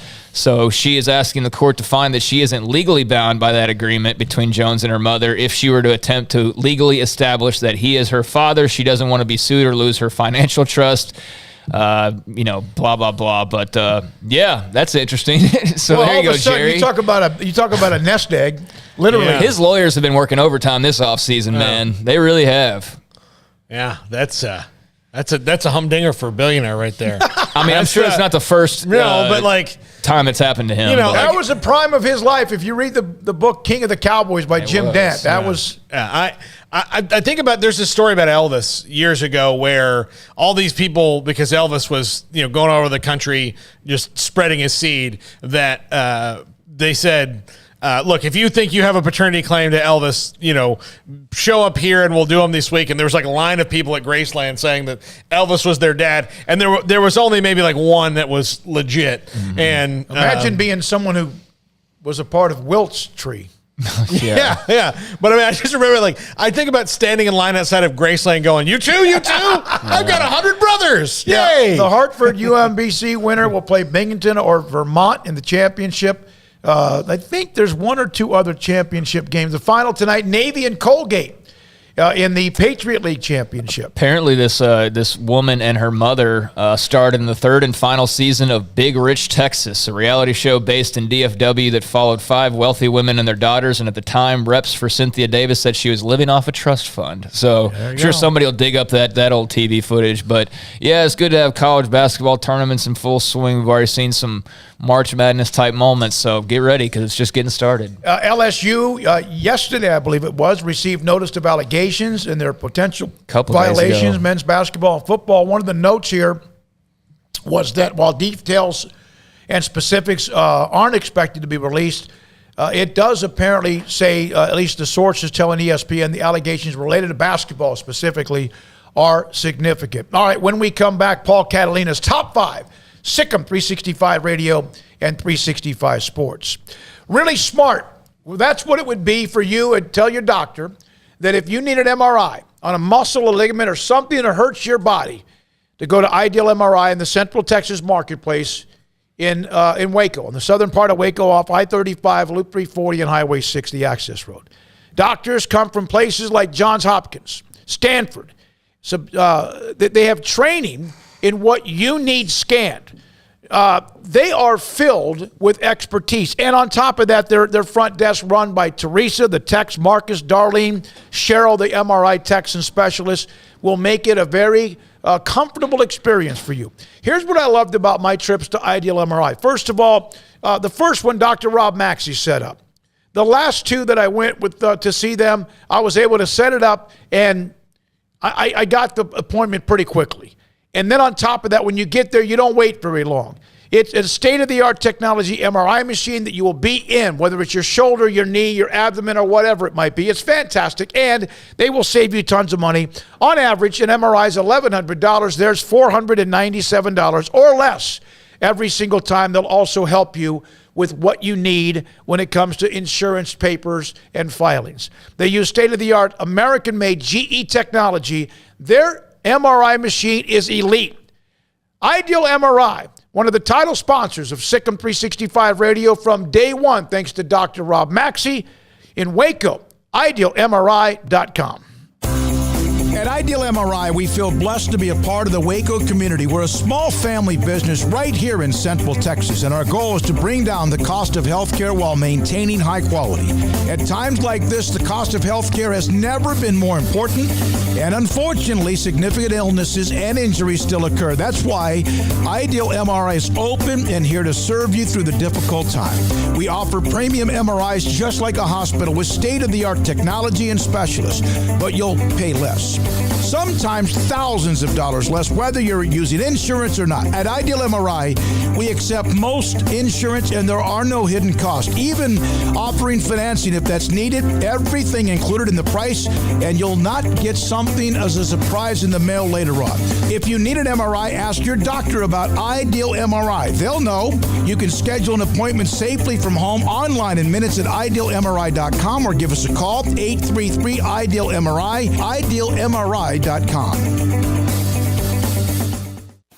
Born in Waco, Brotherwell Brewing exists to serve the Central Texas community with locally crafted beer of the highest quality. They want to bring Central Texas closer to the brewing experience so everyone can enjoy well-made beer as much as they do. For 2.5 years, they've been bringing high-quality beer to Central Texas at their location on Bridge Street in East Waco. Brotherwell Brewing believes in community and bringing people together to enjoy products made in their community. So for your game day, whether it's a tailgate or at home, stop by Brotherwell Brewing for high-quality craft beer made right here in Central Texas, 400 East Bridge Street, and check them out online at brotherwell.com.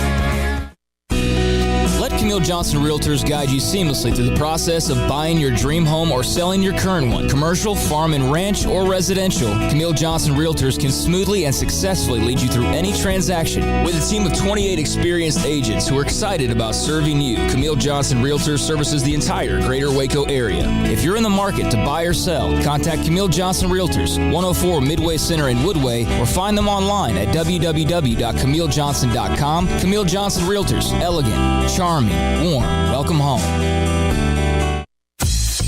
Baylor Scott and White Southwest Sports Medicine and Orthopedics, the team physicians for Baylor Athletics, diagnosing and treating all sports-related injuries, including concussions. These specialists also provide orthopedic services for athletes and non-athletes alike, whether it's knee or shoulder pain, hand or wrist injuries, orthopedic spine care, and even an arthritis and total joint clinic. Trust the doctors Baylor Athletics trusts. Baylor Scott and White Southwest Sports Medicine and Orthopedics wants to get you back in the game.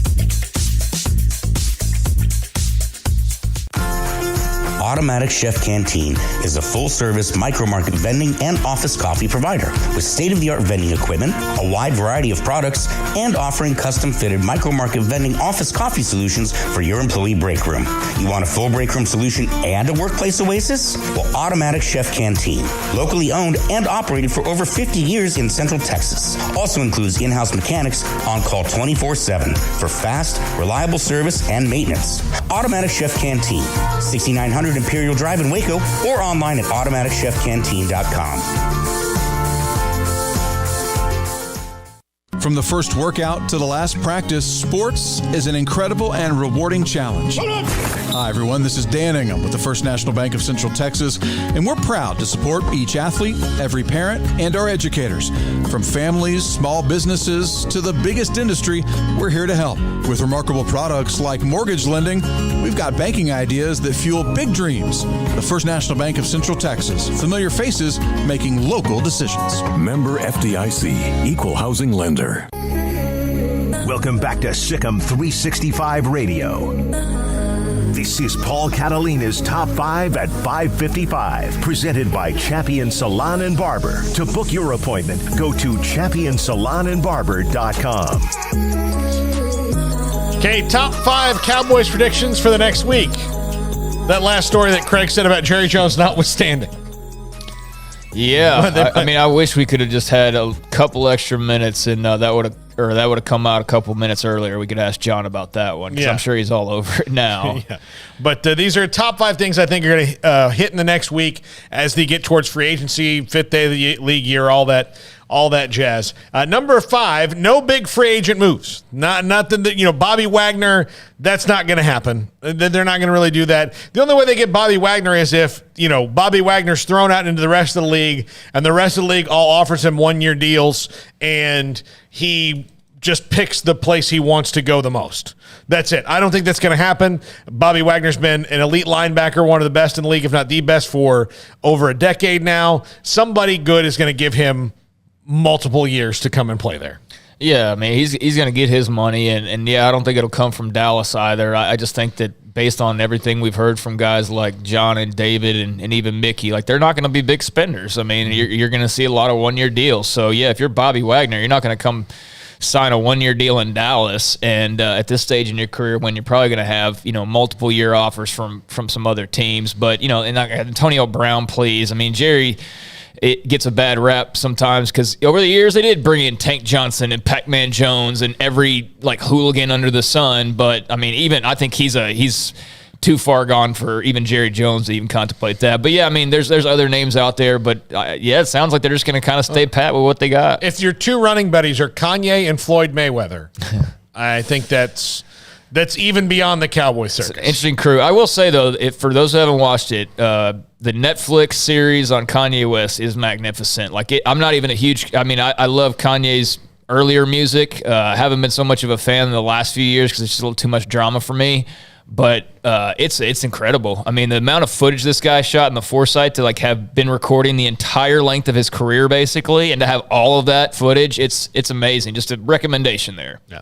Number 4, Jaron Kearse comes back. I don't know if this will be a 1-year deal or a 2-year deal, 1-year deal with an option or something like that, but I do think this is one of the free agents that they do bring back because he fit Dan Quinn's defense really well. Safety's a position where they could potentially lose 4 guys. You don't want to lose all 4. You at least bring one back to bring some consistency because the secondary, the cornerbacks are all pretty good. When you think about Trayvon Diggs is fantastic at intercepting the ball and probably only going to get better in coverage. Well, now that Carson Wentz is in the division again, there you go. A couple picks. Right? Yeah, there you go. So Jaron Kearse probably comes back. He fit really well there, and he's not a guy who's probably going to command a lot because he might be viewed as a person who works well in that system, and I think that'd be a good move for the Cowboys to bring back Jaron Kearse.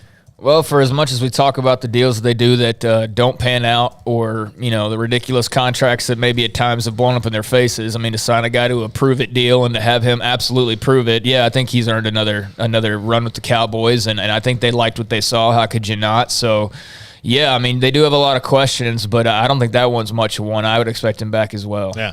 Number 3, Michael Gallup signs, and this is a risk where the Cowboys don't seem to be bothered by ACL tears at all. And really, technology's changed. Technology's changed. It's just the when it happened, I think, to me, is what's surprising about bringing Michael Gallup back. But if Michael Gallup's your number 2 and CeeDee Lamb's your number 1 and you find somebody in the draft, I think you're going to be okay there. Noah Brown's back, but he's your number 4 at best.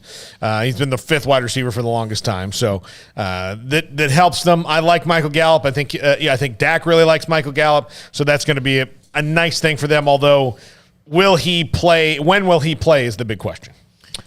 He makes big plays. He has some drops, but he seems to be. Again, they have had their receiving core, and they didn't win a playoff game. It's just insane with CD, Gallup, Cooper, Cedric Wilson. Yeah, I mean, I'm surprised by the whole Amari thing. I mean, just kind of how that flipped, because if you would have talked about this a year ago, I mean, there's probably still some folks who would debate Amari and Gallup, but it sure did seem like it was going to be Team Amari there for the longest time, and now here we are, and he's probably on his way out, and Gallup's going to be around for a while longer, and by default becomes the number 2 wide receiver behind CeeDee Lamb, right? So, just hopefully for his sake, he's healthy as soon as possible and can get over any injury issues. But he's a good player when he's healthy. I don't think anybody questions that. But just kind of surprising that we're here and he's the guy that's getting ready to sign a new contract. Yep. Number 2, no long-term deal for Dalton Schultz yet, but I think they might ride this one out on the franchise tag this year.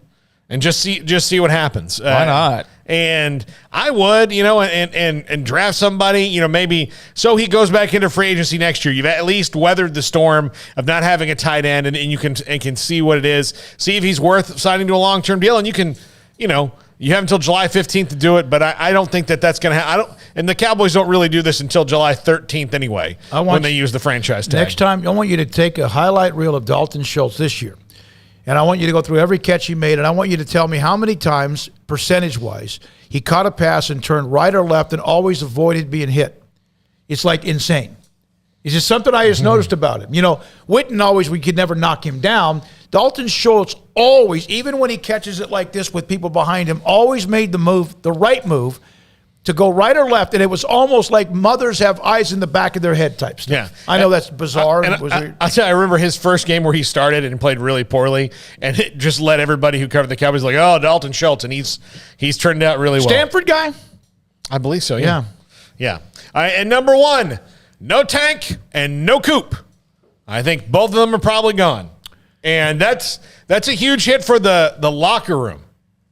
No Tank, no Coop, number 1. You know what, though? There are times the Cowboys would never have allowed them to walk away, overpaid for them, extended them too early, and screwed things up. Or there are times in which, it's hard for Jerry to let weapons and stars and toys go. Yeah. You throw it at number 1 there. Some of those franchises who have had success, not always, allowed sometimes their stars to walk away and still won. Yeah, but, and the reason I think Amari Cooper, the writing's on the wall. With Tank, if you think about it, and Jane Slater made this point on Twitter earlier today, and it was a great one.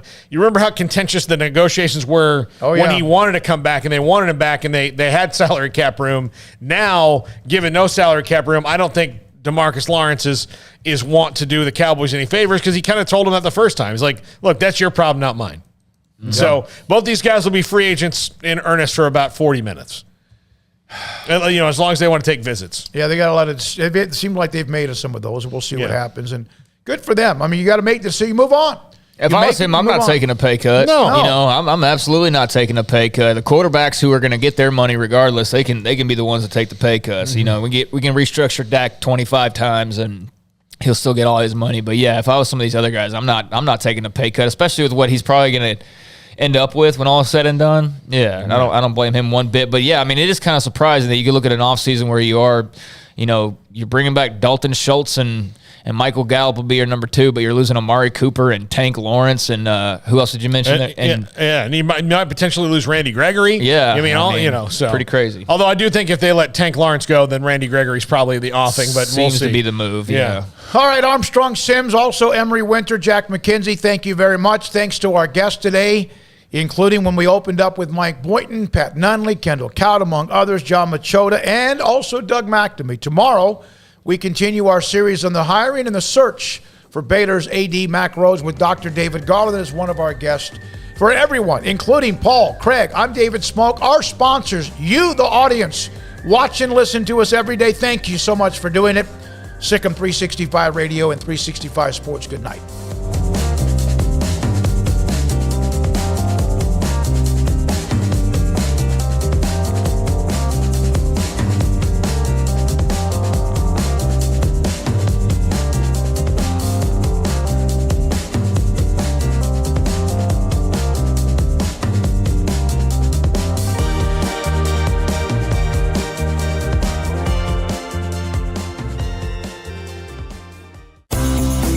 Ideal MRI is a small family business right here in Central Texas. We're open to support you while lowering the cost of healthcare bills. When you need an MRI, ask your doctor for an Ideal MRI. Visit us at idealmri.com or call us at 833-IDEAL-MRI. Stepping into the boots of a U.S. Army officer can add confidence and leadership skills to your son or daughter's career path. See all the things they can achieve in our boots at GoArmy.com. U.S. Army Waco Recruiting Company, 254-598-8131 or 254-776-1543. After my first car accident, I feared the biggest damage would be to my wallet. I expected a mountain of bills and a long, drawn-out process. But my Texas Farm Bureau insurance agent was there when I needed her and helped me get back on my feet and in my car in no time. Instead of a hassle, I got reassurance and a quick recovery. Stop by and see our agents at one of our 3 McLennan County locations. Coverage and discounts are subject to qualifications and policy terms and may vary by situation.